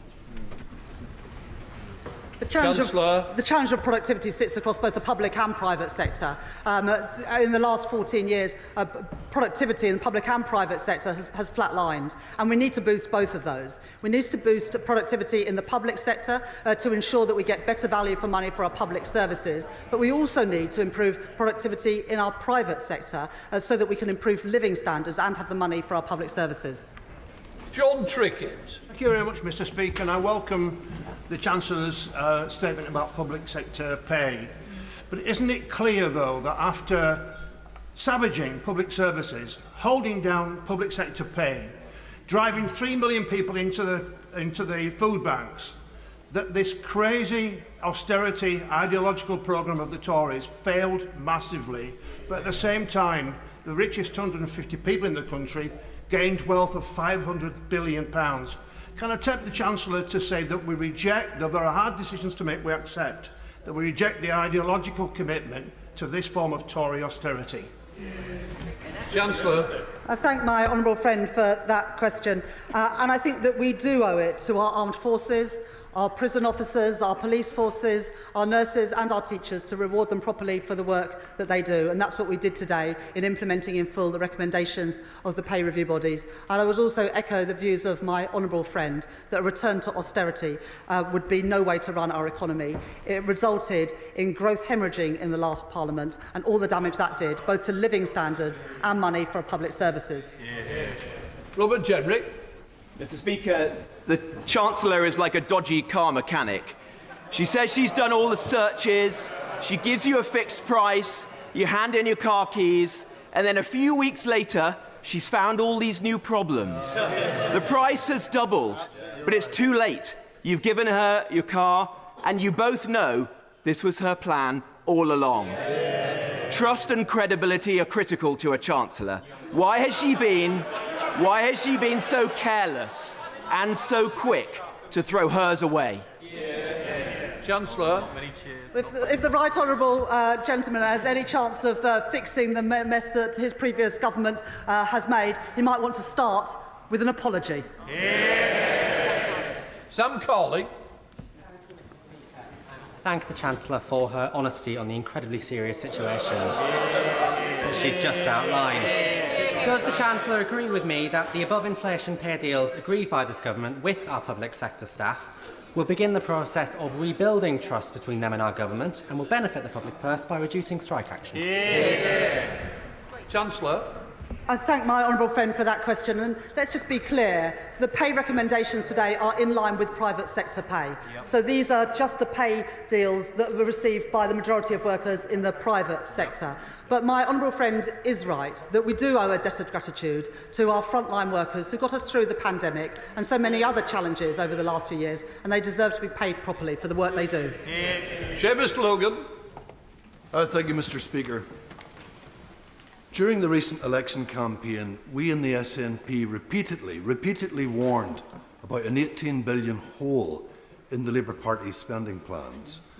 Now that you've confirmed that today, Chancellor, will you apologise to those voters in Scotland who supported the Labour Party leader in Scotland when he said, "Read my lips, no austerity"? And will you also reverse the 9% cut in Scotland's capital allocation, please? Chancellor.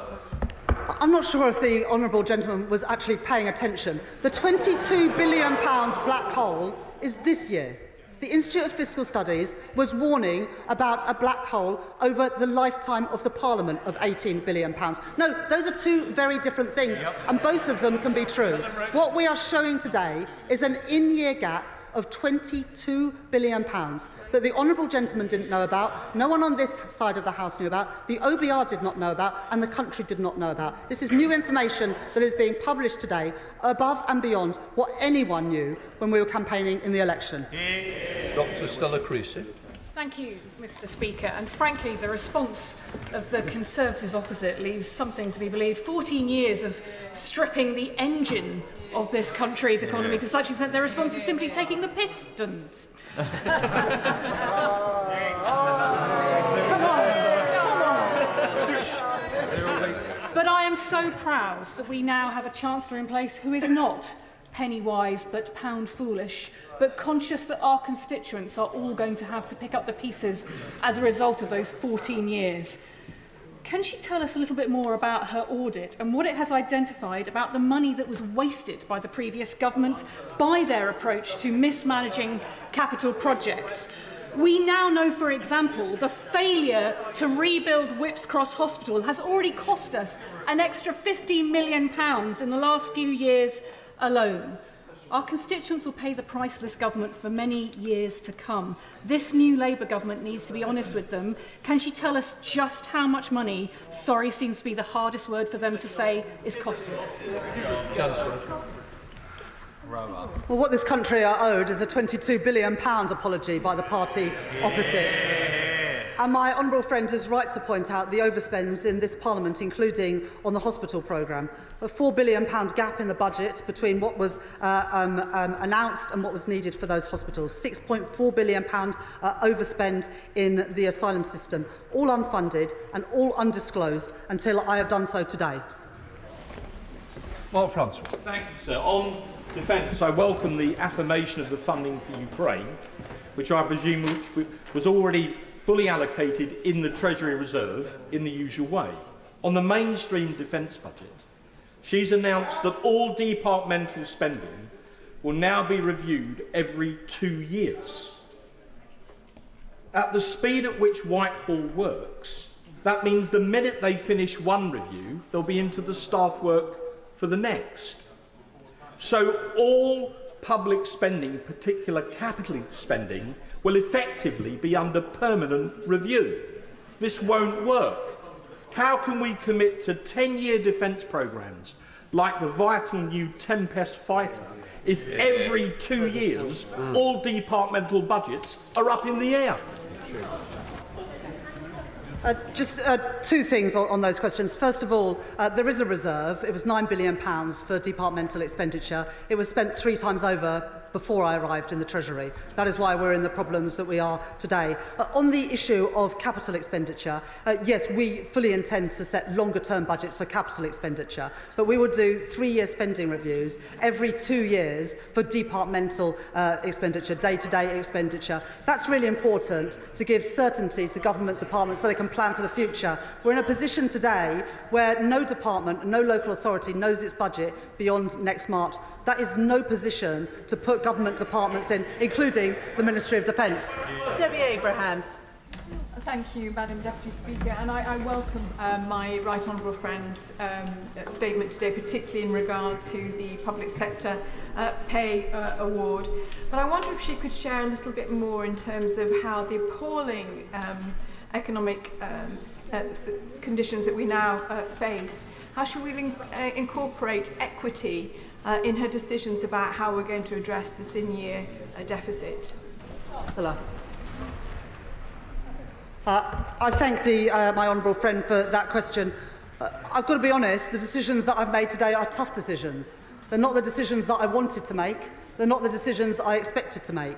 But given the seriousness of the inheritance that I face, they are the right decisions in those circumstances, the responsible decisions in those circumstances, and the fairest decisions that I could make with these circumstances. Daisy Cooper. Thank you, Madam Deputy Speaker. Under the Conservatives, the new hospital programme legacy is completely dire, but the Chancellor will know that there is also a cost to delay. We have life-expired buildings that will need to continue to be patched up before they are replaced. So could I urge the Chancellor, as I urged her colleague, the Secretary of State for Health and Social Care last week, to give the go-ahead to those projects that are ready to go but are currently living with life-expired buildings? And will she review the outdated rules to allow hospitals to spend some more of their own capital funds to help with repairs and rebuilds? Chancellor. I thank the honourable lady for that question, and I welcome the Deputy Speaker to her place. My right honourable friend, the Health Secretary, will meet with people affected. In Leeds, we were promised a new hospital that has never been built, so I do understand the concerns the honourable and right honourable members have about this hospital programme. But we are in a situation where there's a £22 billion in-year overspend. That means incredibly difficult decisions. These are not the decisions that we want to make, but they're responsible ones in the circumstances, given the dire inheritance that we face from the party opposite. Jeevan Sander. Thank you, Madam. Work in the Treasury. What we've heard today about the party opposite is shocking and it's shameful. Can I also say the Chancellor today set out how far away the last government was from meeting their own targets on hospital building? Will the Chancellor agree with me that our plan, by contrast, represents a deliverable way to make sure that we get waiting lists down? Chancellor. I thank my honourable friend for his question, and he's very welcome on these benches with his expertise. Everything in our manifesto was fully costed and fully funded. 40,000 additional appointments every single week in the NHS, funded by cracking down on tax avoidance and ensuring that if you make your home in Britain, you should pay your taxes here, which is why we will finally deal with a terrible situation where non-DOMs could claim they didn't live in Britain for tax purposes, despite making their homes here. Those people should contribute to the public purse, and under Labour, they will. Sir Julian Lewis. Congratulations on your election, Madam Deputy Speaker. I can't hope to match the splendid double entendre of the Honourable Lady for Walthamstow, but may I say to the Chancellor that one effect of being here a long time is a realisation that no one party has a monopoly of wisdom. Is she willing at least to concede, given the impartial assessment by the House of Commons Library that COVID cost this country between 310 and 410 billion pounds, that the previous government did a pretty good job in getting inflation down to 2% less than 2 years after the pandemic? The pandemic is no excuse for making unfunded spending commitments, and that is precisely what the government did. And given that the honourable gentleman mentioned the pandemic, during the pandemic, the party opposite handed out contracts to friends and donors of their party in a VIP lane, which is why we are appointing a COVID corruption commissioner, because we want that money back in our public services where it belongs. Bill Esterson. Well, welcome to your place, Madam Deputy Speaker. It wasn't just the public finances which the party opposite mismanaged over 14 years. They failed to support industry too.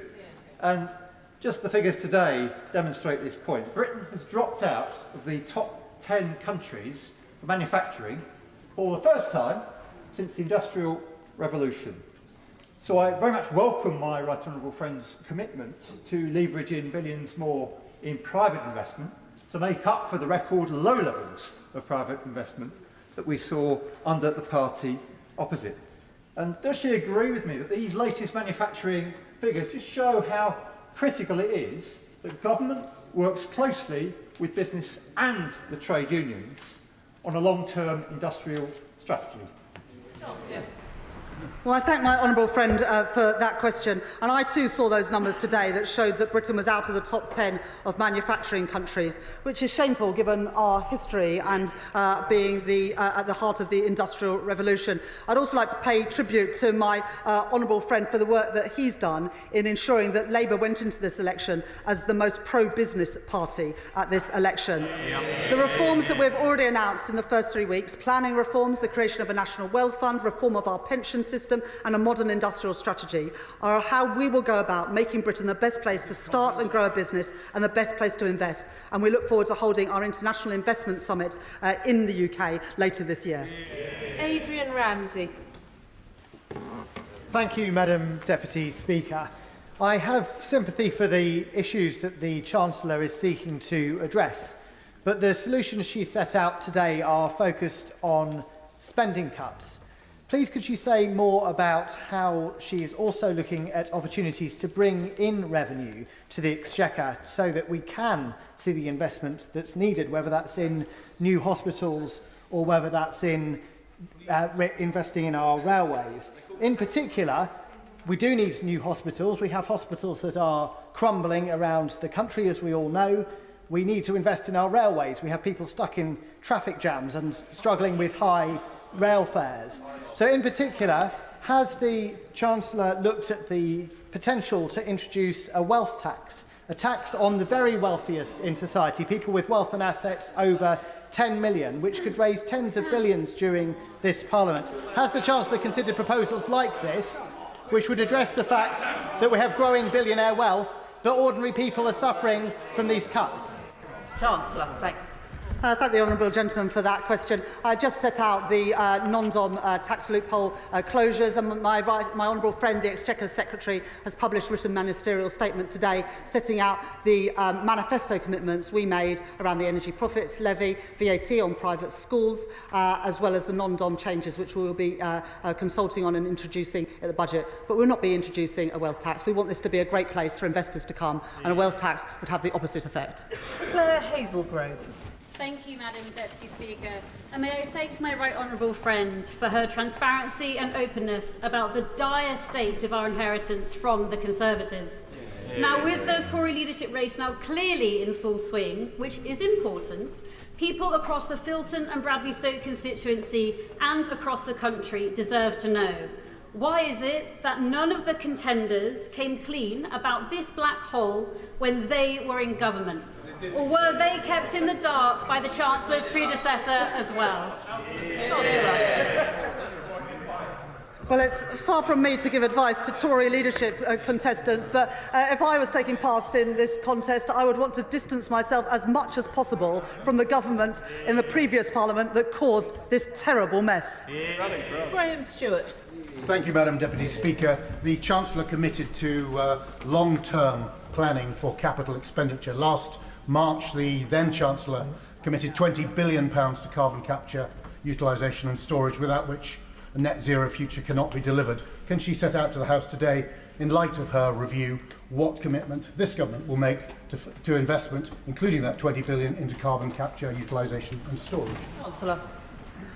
Well, we've already created a national wealth fund which will leverage in billions of pounds private sector investment, including into carbon capture and storage, as well as green hydrogen and renewable ready ports. But we'll be setting out all of our spending in the spending review later this year.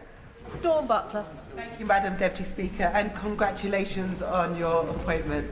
It also feels really good to be back on this side of the House.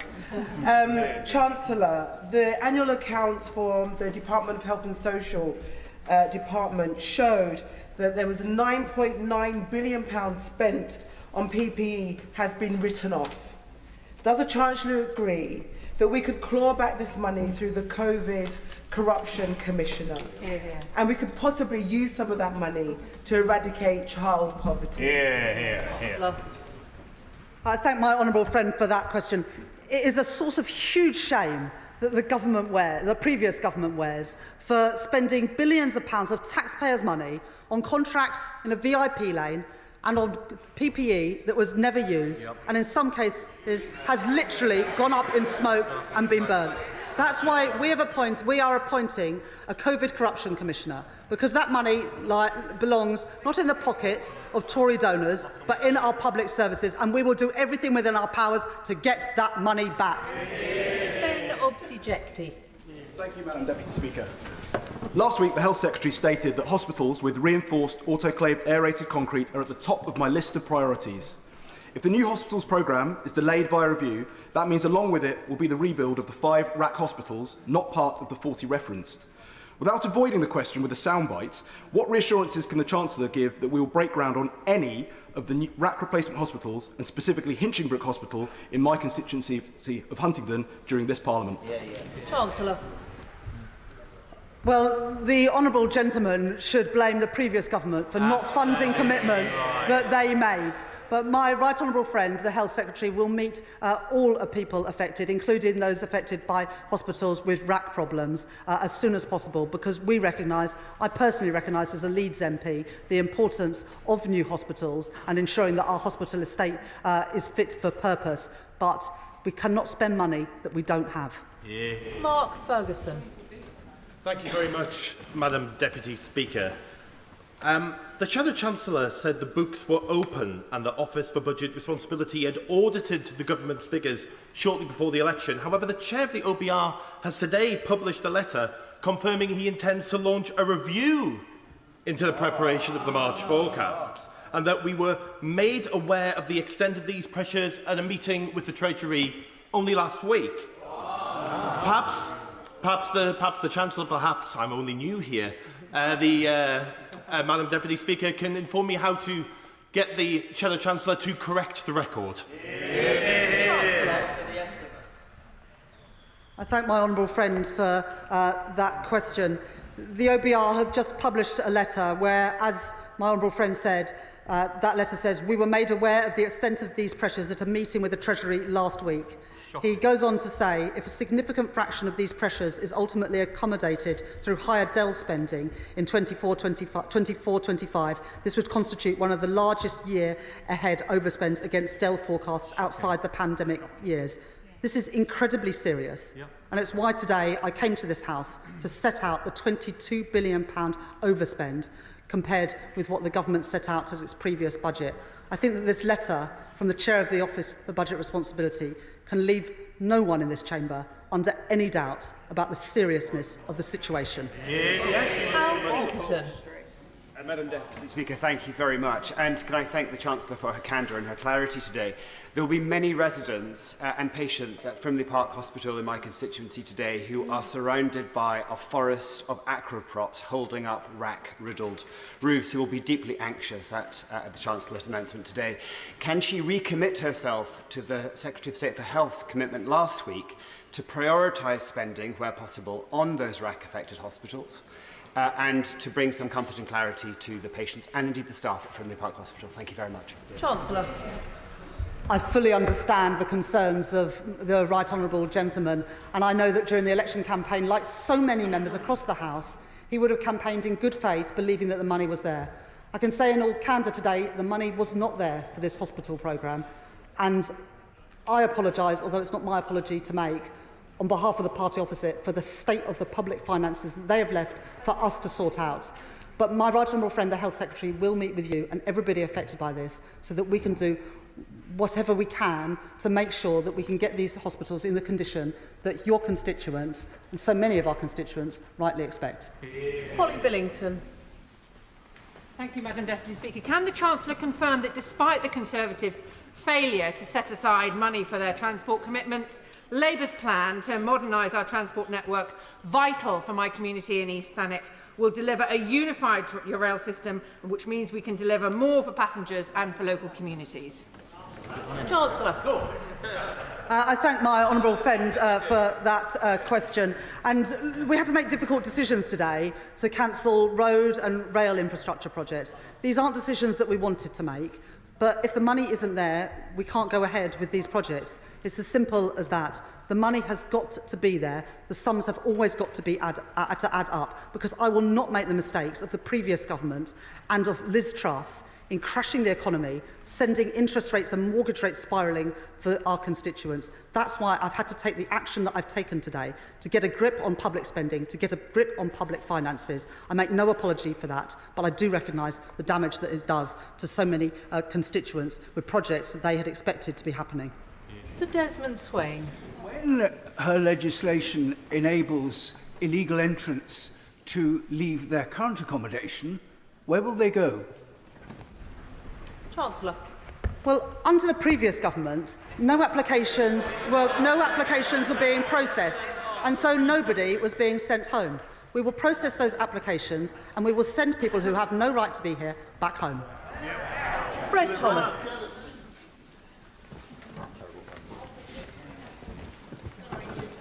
Thank Apologies. you Thank you, Madam Deputy Speaker. And can I thank my right honourable friend, the Chancellor, for her excellent statement, putting public finances and public services back on their feet. Does she agree, however, with me that after seeing how extensive this Tory cover-up has been, with unfunded commitments in multiple departments, it's not just her predecessor as Chancellor, but every member of the last cabinet that is complicit in this cover-up? I thank my honourable friend for that question, and I don't believe that there's any member of the previous cabinet who could not have been aware about the scale of this cover-up and the scale of this overspending. They should hang their heads in shame, and instead of coming to this chamber today and issuing platitudes, they should have done the right thing and apologised to the country. Greg Smith. Thank you, Madam Deputy Speaker. The Chancellor this afternoon has made two key political decisions. One, to fund extraordinarily high public sector pay increases, and two, to clobber pensioners to pay for it. So can she explain to this House and every pensioner that will lose their winter fuel allowance in the process why it was she didn't challenge the Bank of England on the taxpayer bailouts they require to the tune of tens of billions of pounds to cover their losses from bond sales? Thank the honourable gentleman for that question. First of all, on the pay review bodies, it's an extraordinary omission that the previous government did not set affordability criteria for the independent pay review bodies, which meant that they were able to come back with these recommendations. And it would be almost without precedent that we wouldn't accept recommendations from an independent pay review body. And if he wants to go to the doctors, the nurses, the teachers, the police officers, those in the armed forces in his constituency, and say that they don't deserve a pay increase in line with private sector wages, then that's up to him to say. But I do believe that those public sector workers deserve those pay increases. On pensions and the winter fuel payment, this is not the decision I wanted to make.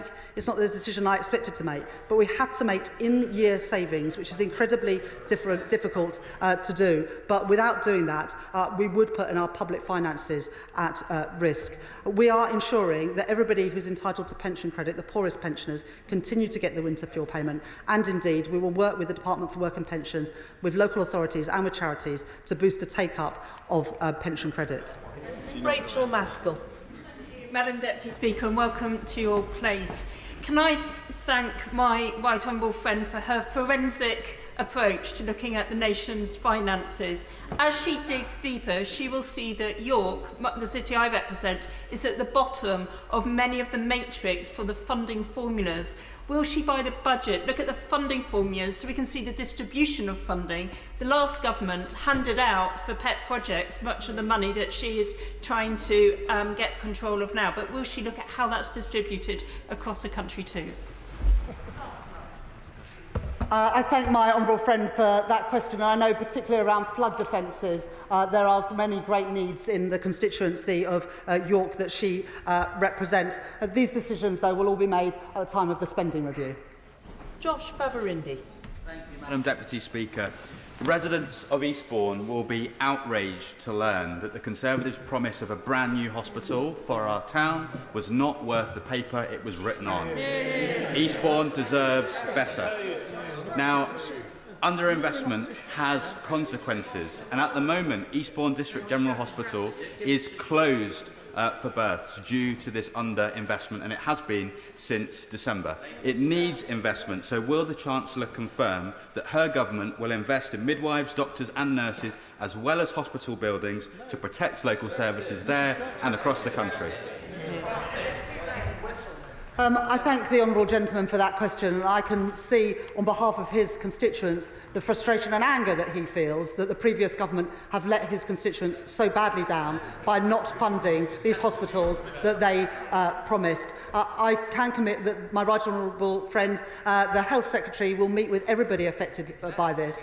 But we have also got a workforce plan to invest in the future workforce in our National Health Service, as well as today announcing that we are accepting in full the recommendations of the independent pay review bodies to pay our doctors, nurses and others who work in our NHS properly. Torsten Bell. Madam Deputy Speaker, and congratulations on your new post. There can be reasonable political debates across this House about the total levels of public spending. There was lots of that in the last election with us calling for higher levels of public investment, but there should be complete agreement across this House about the need for the Treasury to ensure public spending is well spent. And top is that is making sure that policies and commitments of every department match the budgets of those departments. And what you can hear from experts right around the country today is that they do not match those budgets. So can the Chancellor reassure this ex-Treasury official, this House and my constituents in Swansea that this will never happen under this Labour government? Yeah. I thank my honourable friend for that question and welcome him to his place in this House, and he speaks powerfully based on his previous experience. I will fix the mess that we have inherited, but it is a terrible mess, a £22 billion in-year gap between what was forecast to be spent and what was actually being spent by the previous government. We will get a grip on our public finances. That requires tough choices, but that is the role of Chancellor and that is the role of government. These are choices that the previous government ducked and diverted, but we will make the difficult decisions to get our public finances back on a firmer footing. Now we could do with some masterclasses in short questions and short answers. Nick Timothy. Thank you, Madam Deputy Speaker. The Chancellor quoted Paul Johnson earlier of the Institute for Fiscal Studies, but she actually omitted the end of his comments. He said, half the spending hole, she claims, is public sector pay, over which the government made a choice. That's the truth, isn't it? She does a good shocked face, but she chose to do this, to create her own spending hole, didn't she? Well done. It was the previous government that set the mandate for the pay review bodies, and it is extraordinary that they didn't include in that remit a measure of affordability, but they didn't, which is why the pay review bodies made these recommendations. The previous Education Secretary could have rejected these recommendations, but she let it sit on her desk because the previous government were not willing to make tough decisions. We've made those decisions, including making sure that a third of the cost of these pay awards is absorbed, but there's a cost to inaction, £1.7 billion cost to the NHS alone last year because of industrial action. Derek Twigg. Mr. Speaker, can I ask the Chancellor, I'll say to the Chancellor, we do know under the previous government that there was at least a £17 billion black hole in defence, and of course they'd hollowed out the armed forces. But can I ask her, what is a surprise today is that we find out that there was not enough money set aside in reserve to fund all the military assistance needed for Ukraine. Could you say a bit more about that? I think the problem that the previous government got into is that every time they wanted to make a commitment, they said it would be paid for from the reserve. The problem is that by the time I came into the Treasury on the 5th of July, that reserve had been spent 3 times over, because they put so many commitments into that reserve that they couldn't afford them. That is the situation that we inherited. That's where the £22 billion black hole comes from, and that's why I'm having to make difficult decisions today to get a grip on the public finances. Paul Holmes. Madam Deputy Speaker, the Chancellor spent the election campaign saying she was going for growth through investing in infrastructure, but instead she's cutting it and now funding inflation-busting pay deals and scrapping pension benefits for the worst off. Does she agree that in the battle for the two faces of the Labour Party, the face of tax rises, borrowing and boom and bust won, and the British people, ultimately hard-working people, will lose under her leadership? There's nothing pro-growth about making unfunded spending commitments. There's nothing pro-growth about a lack of respect for taxpayers' money. On the issue of pension credit and the winter fuel payment, we will continue to provide winter fuel payment for the poorest pensioners, those in receipt of pension credit. Gregor Poynton. Thank you, Madam Deputy Speaker. And I'd like to thank the Chancellor for her statement today and being straight with the public about the state of our finances. I know my constituents in the Livingston constituency want a government that tells it to them straight. Will she agree with me that ducking tough decisions and hiding bad news, as the party opposite has done, is just a way to make a bad situation even worse? The previous government and the previous Chancellor should hang their heads in shame of the inheritance that they have left for this government to fix. But I will fix this mess. I will put our public finances and our public spending on a firmer footing. That is the responsible thing to do, and that is what I will do. Pete Wishart. Welcome to the chair, Madam Deputy Speaker. Everybody and their granny knew that there would be a multi-billion-pound black hole. Only the Chancellor seemed to be deaf and blind to the situation, but we knew she was going to be here explaining the sheer scale of it. When we raised this during the election campaign, we were told we were being misleading, that this was all mince. Well, we know now. And isn't it the case that cutting winter fuel payments to all pensioners seems and feels like Tory austerity? And what discussions has she had? What discussions has she had with the Scottish Government? Because she will know, obviously, that this is a devolved responsibility. Hear, hear. My right honourable friend, the Chief Secretary, briefed the Scottish Government today on these decisions. These are decisions that are necessary, and it is not in the interests of the Scottish people to have unfunded commitments and put our public finances and our reputation for economic stability at risk. These are not easy decisions, these are difficult decisions, but the fault of these decisions lies with the previous government. And to claim that this is austerity today, when we have just given a pay rise to more than 2 million public sector workers, he doesn't know what he's talking about. Katie White. Thank you, Madam Deputy Speaker, and thank you to my honourable friend for her clarity and candour.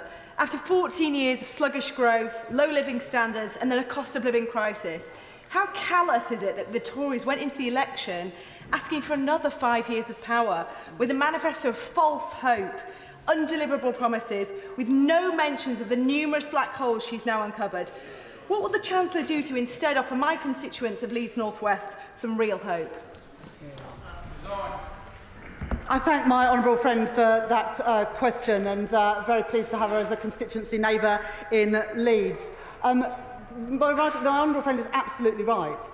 The government went into the election, the previous government went into the election knowing that there was a £22 billion black hole. And what did they do during that election?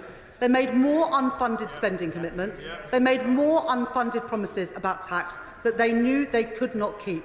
That is deeply irresponsible. And after all the damage they've done, they should have come to this chamber today and apologised. Stuart Anderson. Thank you, Madam Deputy Speaker. Would the Chancellor confirm that all of the information presented today was not known to her before last Thursday when the estimates were laid? Thank you. When I arrived at the Treasury 3 weeks ago, I asked Treasury officials to do a full analysis. We concluded that analysis over this weekend, and I am publishing it today to this House of Commons. Natasha Irons. Thank you, Madam Deputy Speaker, and thank you to the Chancellor for this urgent update today. With living standards now worse than they were when they took office, people across this country continue to suffer the consequences of broken promises and mismanagement from the previous government. But this final fiscal mic drop truly is shocking. Does the Chancellor agree that, in contrast to the unfunded fantasy promises put forward by the party opposite, Labour's manifesto showed cast iron discipline and in being fully costed? I thank my honourable friend for that question. Everything in Labour's manifesto was fully costed and fully funded. We now know that on top of the £22 billion black hole that the previous government left, they made unfunded commitments during the election. That was deeply irresponsible, and the country were right to reject them. Peter Bedford. Thank you, Madam Deputy Speaker. Does the Chancellor think that one of her first decisions to cancel infrastructure projects is consistent with her desire to grow the economy? There's nothing pro-growth about making commitments that you cannot afford. There is nothing pro-growth about having £22 billion of unfunded commitments. We saw that when Liz Truss did her mini-budget less than 2 years ago. And right honourable and honourable members on the benches opposite would do well to learn that lesson. Clive Lewis. Excuse me. Oh, sorry, thank you. And welcome to your place, Madam Deputy Speaker. My right honourable friend, the Chancellor, probably won't be too surprised to hear that when it comes to wasteful and expensive vanity projects, the party opposite hasn't confined itself to national matters. Conservative-run Norfolk County Council was attempting to push through a £300 million vanity road known as the Norwich Western Link. That's 3.9 kilometres of road at a cost of more than £70 million a kilometre. So will she take a look at this environmental and financial disaster and work with those of us who know there are more cost-effective and ecologically sound alternatives? I thank my honourable friend for raising this issue, and I will ask my right honourable friend, the Transport Secretary, to meet with him to discuss them further. Ben Lake. The Chancellor's clarity on the state of the public finances and indeed for confirming that the government will be accepting the recommendations of the independent pay review bodies. She explained that doing so incurs an additional in-year cost of some £9 billion and the department will be tasked with savings of up to £3 billion. Can she outline whether she anticipates they'll have to cover the entire cost of the pay review recommendations, or does she anticipate the Treasury will need to make available additional funds to make up the shortfall? I thank the honourable gentleman for that question. We have asked departments to absorb £3.2 billion worth of the pressures. That will be different based on different departments. We know that in health and education, for example, it will be harder to absorb those pay pressures given the huge challenges that health and education face. So it will be different by different departments, and we will be setting that out in the written ministerial statements from the relevant Secretaries of State. Dr Zubair Ahmed. Thank you, Madam Deputy Speaker. Can I thank my honourable friend, the Chancellor, for coming to this House and outlining the difficult decisions that she has had to take on behalf of us all. Decisions she would not have had to take were it not for the opaque fiscal negligence of the party opposite. Can she reassure me that a Labour government will also always protect the vulnerable, and that under a Labour government, pensioners in this country will still be over £1,600 better off per year by the end of this Parliament?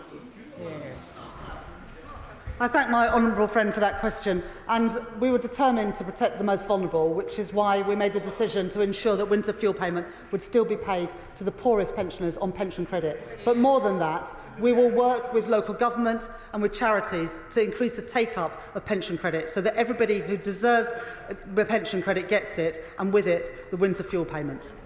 Alicia Cairns. Madam Deputy Speaker, we all remember Gordon Brown's raid on pensions, and it has taken just 3 weeks for Labour to revert to type, and it is pensioners who are suffering most. Martin Lewis has already criticised the decision online. However, when it comes to these estimates, the Honourable Lady cannot claim that when permanent secretaries were signing off these estimates over the weekend, I assume, that they didn't know about these supposed holes. So if so, and they did sign them off with holes in it, it'd be a breach of their legal duties. So we should be investigating them, or we should be apologising to them for throwing them under the bus today. Instead of blaming civil servants, the honourable lady should blame the people who are really responsible, and that is the previous government. The country did the right thing, kicking them out 3 weeks ago. They never deserve to get their hands on power again. Ian Lavery. Thank you, Madam Deputy Speaker.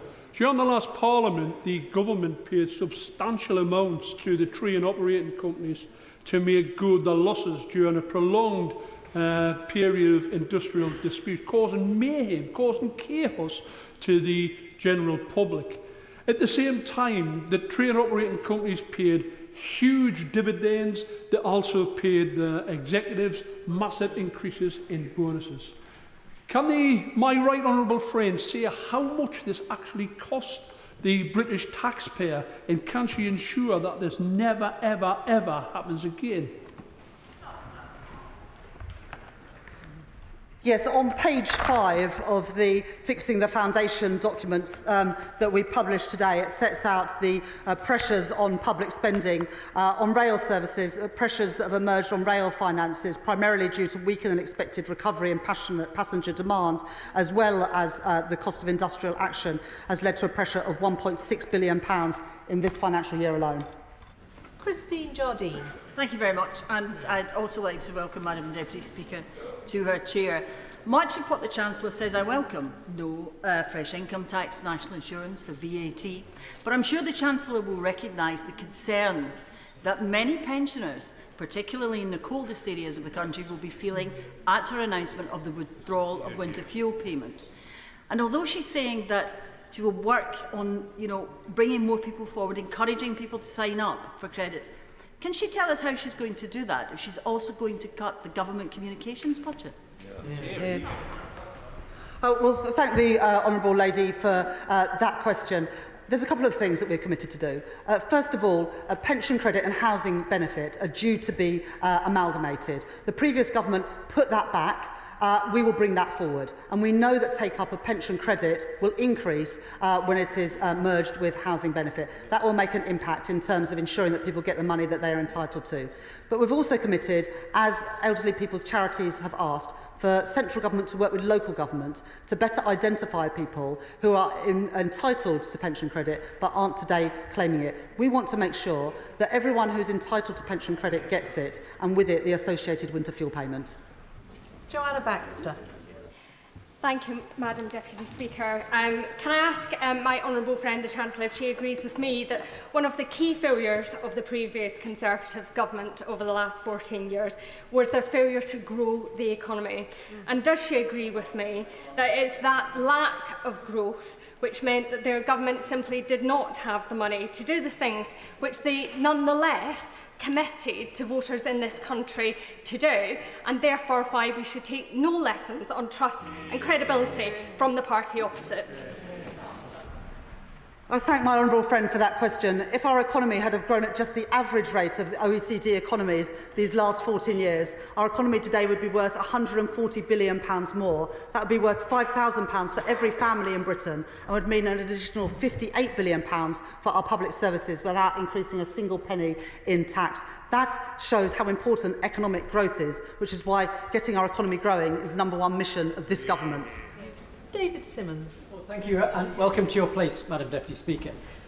The Estimates Day provisions which were presented by the Chancellor of the House last week included a capital departmental expenditure limit of £12.655 billion in the Department of Health and Social Care, which we know included the funds for the new Hillingdon Hospital, which was granted planning permission and where work's already started.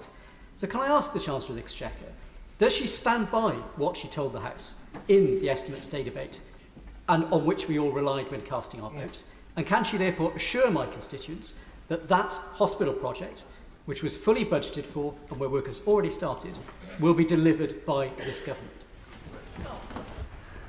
As an honourable gentleman knows, you have to publish estimates to be able to ensure that government funding continues. So we had to publish those mains estimates, but we will be presenting new estimates to the House based on the revelations that we've set out today. Were they accurate? Luke Murphy.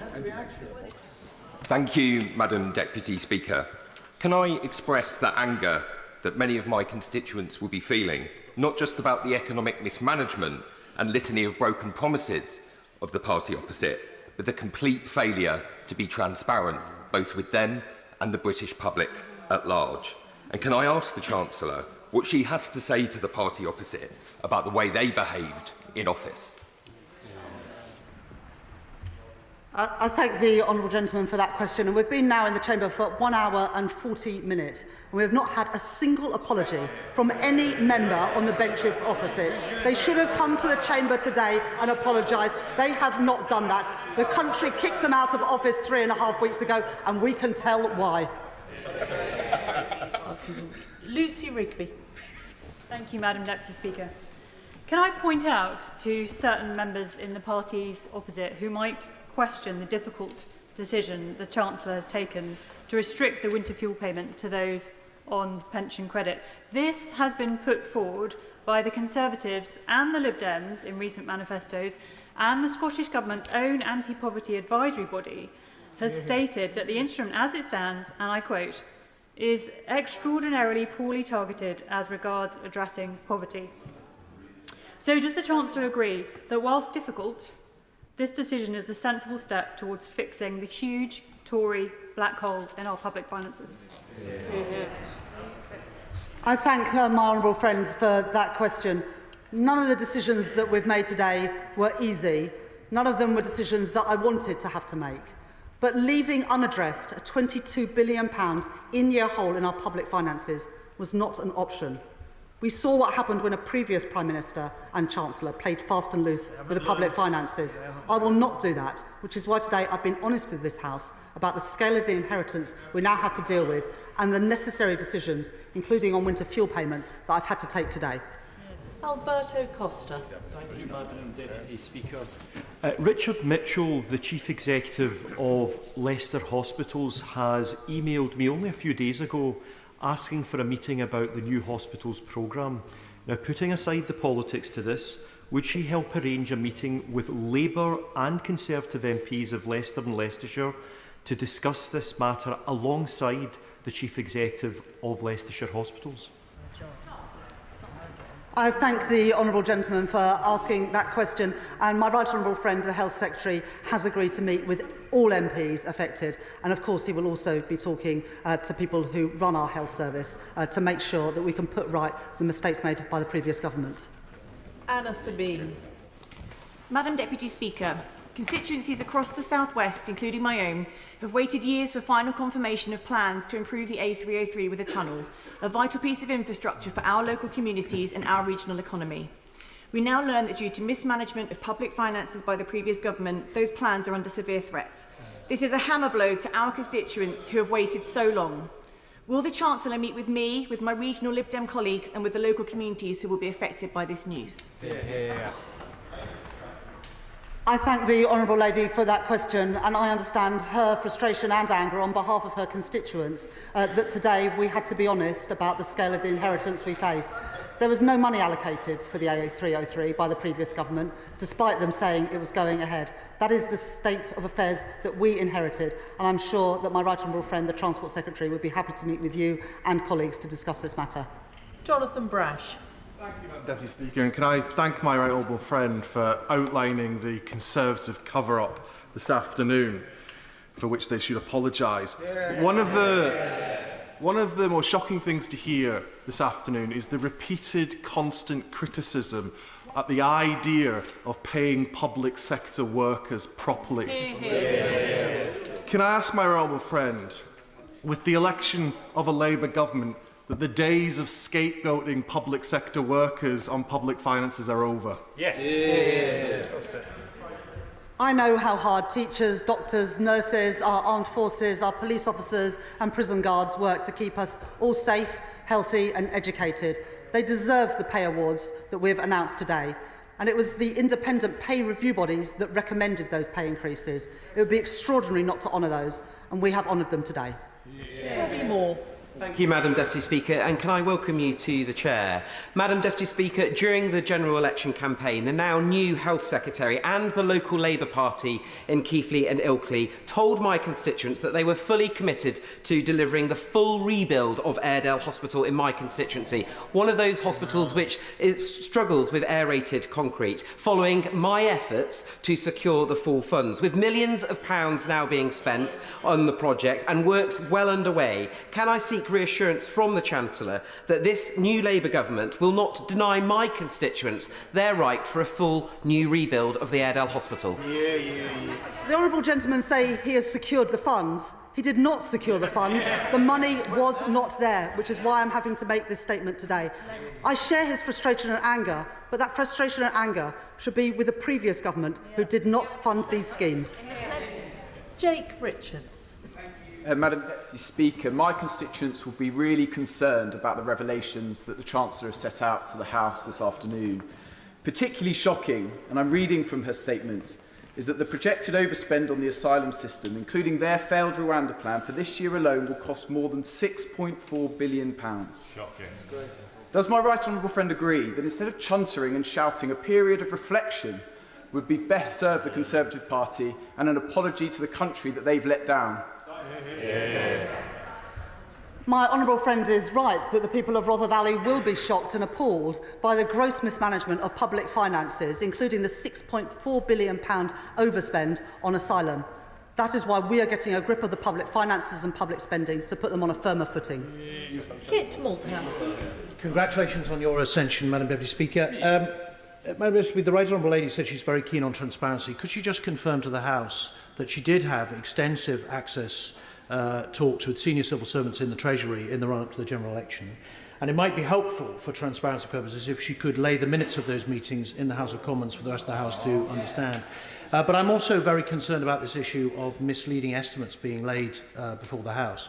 Could I suggest that for the elucidation of members, that she ask the Permanent Secretary at the Treasury and the Permanent Secretaries of those departments that are impacted by the decisions she's made today to confirm to the House in writing that none of the information that should have been in the estimates, or if they were correct, was included, so that we can see for ourselves whether she's covering up.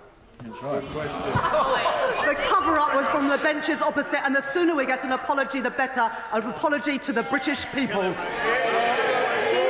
Costigan. Answer the question. Thank you, Madam Deputy Speaker. While the headline figures that the Chancellor has revealed are astonishing from an economic perspective, does the Chancellor agree with me that it is important to remember the impact of Conservative mismanagement on our public services, on our NHS, on our education system and on our national security? Indeed, I ask her, how can the Conservatives be trusted to run our economy or our public services ever again? Well, the response today from former Conservative ministers just shows how deluded and out of touch they were. The British people delivered their verdict 3 weeks ago, and after the evidence that they've seen today, they will understand that things are even worse than they had thought. Clive Jones. Madam Deputy Speaker, and welcome to your place. Can I wish the Chancellor well in reversing years of economic mismanagement by the previous government. I really do welcome the commitment to speak to MPs who are affected by this failure to provide 40 new hospitals. These were promised 4.5 years ago. Patients, and just as importantly, staff at these hospitals will have been waiting for a long, long time. Will the Chancellor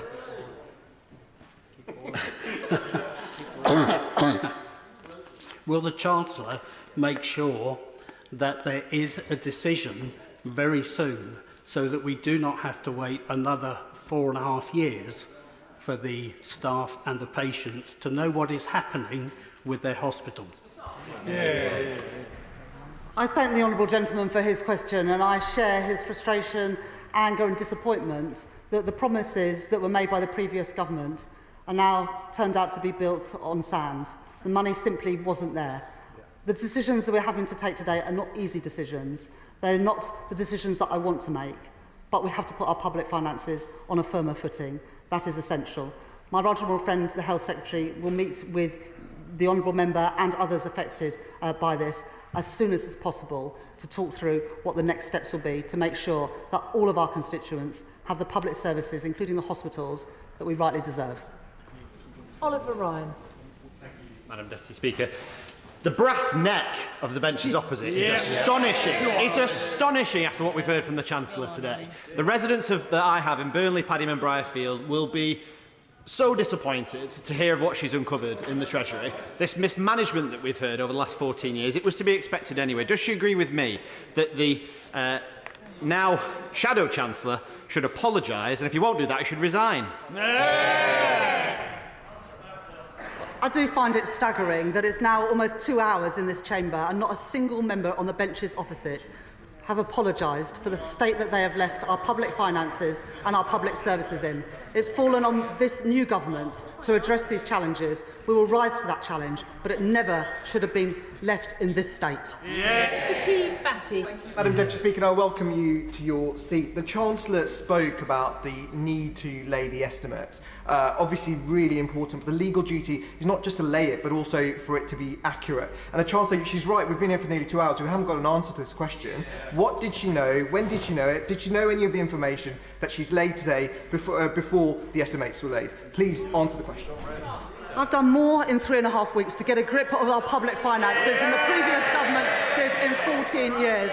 I have worked these last 3.5 weeks to get a grip of the public finances and to understand the true extent of the scale of the challenge. We pulled this together over the last 3 weeks, and this weekend we were able to produce this document that's showing the £22 billion gap between what the previous government was spending and what they had budgeted for. Lee Ingham. It's clear now that even the OBR, whose express purpose is to provide independent analysis of the public finances, was simply not told about the black hole in Conservative spending plans. What will this Chancellor do differently to ensure we never end up in such a position again? I thank my honourable friend for that question. And in the letter from the Office for Budget Responsibility that they published this afternoon, the Chair says, I welcome the important actions announced today by HM Treasury to improve the transparency and credibility of their institutional arrangements for forecasting, planning and controlling departmental expenditure limits. That is really important because by taking this action, we will ensure that never again can any government do what the party opposite did and cause a £22 billion black hole in our public finances. Gregory Stafford. Thank you, Madam Deputy Speaker. The residents in my constituency of Farnham and Borden will be very concerned to hear about the scrapping of the new hospitals programme, especially those living in the north of the constituency who are served by Frimley Park Hospital. Can she confirm that the RAC-affected hospitals like Frimley Park will still go ahead, and will she tell us when we can have assurance on that so that we can reassure our constituents? Well, the honourable gentleman's constituents will be rightly angry with the previous government for making unfunded spending commitments that they knew they could not pay for. My right honourable friend, the Health Secretary, will meet with all of those with affected hospitals, included where those hospitals have been affected by RAC, to make sure that we can, as quickly as possible, address the challenges that his constituents and so many other constituents now face because of the unfunded promises made by the previous government. Michael Payne. Thank you, Madam Deputy Speaker, and may I congratulate you on your election. And can I thank the Chancellor for demonstrating today that she will always put country first and party second. The Conservative Party's response to their own failures, Madam Deputy Speaker, is always to cover it up. From Partygate to the state of our prisons, and now back here, our public finances, the black hole that has been revealed today. What will my right honourable friend, the new Chancellor, do differently? I thank my right honourable friend for that question. We have already introduced to Parliament legislation for a new fiscal lock, and we will publish a new Charter for Budget Responsibility at the time of the budget on the 30th of October. I've set out new institutional changes that I've given to the Office of Budget Responsibility to ensure that never again can a government withhold information from this House and from the country, and indeed from the Office of Budget Responsibility. Danny Kruger. Thank you, Madam Deputy Speaker. The Chancellor claims to have discovered a black hole in this year's budget, and yet she's proposing to cut infrastructure investment for years to come. It makes no sense. One example is the Stonehenge tunnel, which was due to cost very little money this year, and that she's cancelled the whole thing. My constituents in Shrewsbury and Amesbury and all the villages around the A303 will be really disappointed to hear this news. What is she going to say to those residents? What will she do to relieve the traffic congestion that has blighted those communities for so long? Well, the honourable gentleman's constituency will rightly be annoyed with the previous government for saying that they were going to go ahead with this A303 work, but not budgeting a single penny of money for it. That is where the responsibility lies for these failures and for the difficult announcements that I'm having to make today. Peter Swallow. Thank you, Madam Deputy Speaker. Cash-strapped councils are projected to spend £12 billion to support children with special educational needs and disabilities by 2026. That's up from £4 billion a decade ago. Does the Chancellor agree that the Tories' failure to get to grips with the SEND crisis has put public finances at risk while letting SEND children down? Yes.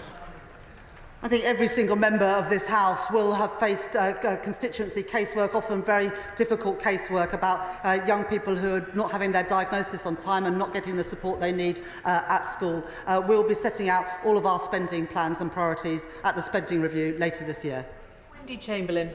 Very much, Madam Deputy Speaker, and can I welcome the Chancellor of the Exchequer and our team to their place. I'm concerned that I haven't seen anything in either the Chancellor's statement or the accompanying report in relation to 1950s women who suffered maladministration on their pensions. The PHS Ombudsman, who we all utilise as constituency casework MPs, were quite clear that that maladministration was suffered. So can the Chancellor confirm, is she considering the report? Will she provide a statement before the budget on the 30th of October? Or is the message to WASPI women today that she won't do it? My right honourable friend, the Work and Pension Secretary, is considering that report as we speak. Catherine Atkinson. Thank you, Madam Deputy Speaker. For my constituents, this mess goes beyond money. It's about trust in politics. Does the Chancellor agree that the damage goes even deeper than the harm to our economy which she has set out? I think my honourable friend is absolutely right, because it comes on top of Partygate, the handing of contracts to friends of donors to the Conservative Party during the pandemic, and now the revelations today of a £22 billion in-year overspend. That dents public trust, which is why I'm coming to the House today to be open and transparent about the state of the public finances and the action that I'm going to take to sort out this mess. Chambers. Thank you, Madam Deputy Speaker, and congratulations on your recent election. My training as a veterinary surgeon and my work in public health programmes around the world have taught me it is always more cost-effective to keep people healthy rather than treat them when they get sick. And Winchester, the hospital we have in Winchester, is a really good example where 20% of people in the A&E department are there because they can't get a GP appointment. You've got people there because they've got tooth root abscesses because they can't get dentist appointments, and 30% of people there on a mental health crisis, often already on a waiting list. Would the Chancellor agree with me that when finances are so stretched, there won't be the temptation to view primary care as a cost to be cut, but actually dentists, doctors, public health and mental health is actually an investment that will make the NHS more efficient and be better for patients and better for the taxpayer in the long run? I thank the honourable gentleman for that question, and I think he's absolutely right, and that's why the spending review will focus on both integration and prevention, because we know that that saves taxpayers money and delivers better outcomes for people. Matt Termaine. Thank you very much, Deputy Speaker, and congratulations on your election. I'd like to thank the Chancellor for her candour in the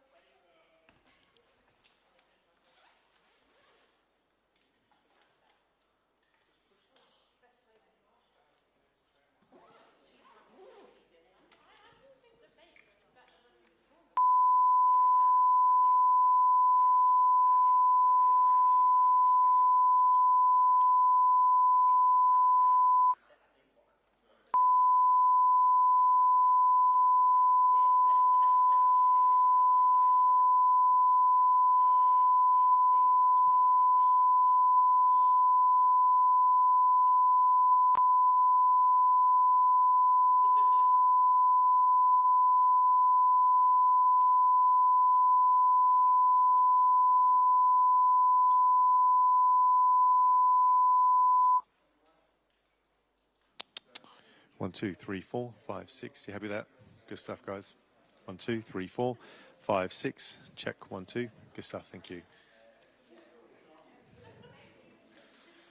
All right. Are you happy with the vocals? 1, 2, 3, 4. Yeah. That's what's better.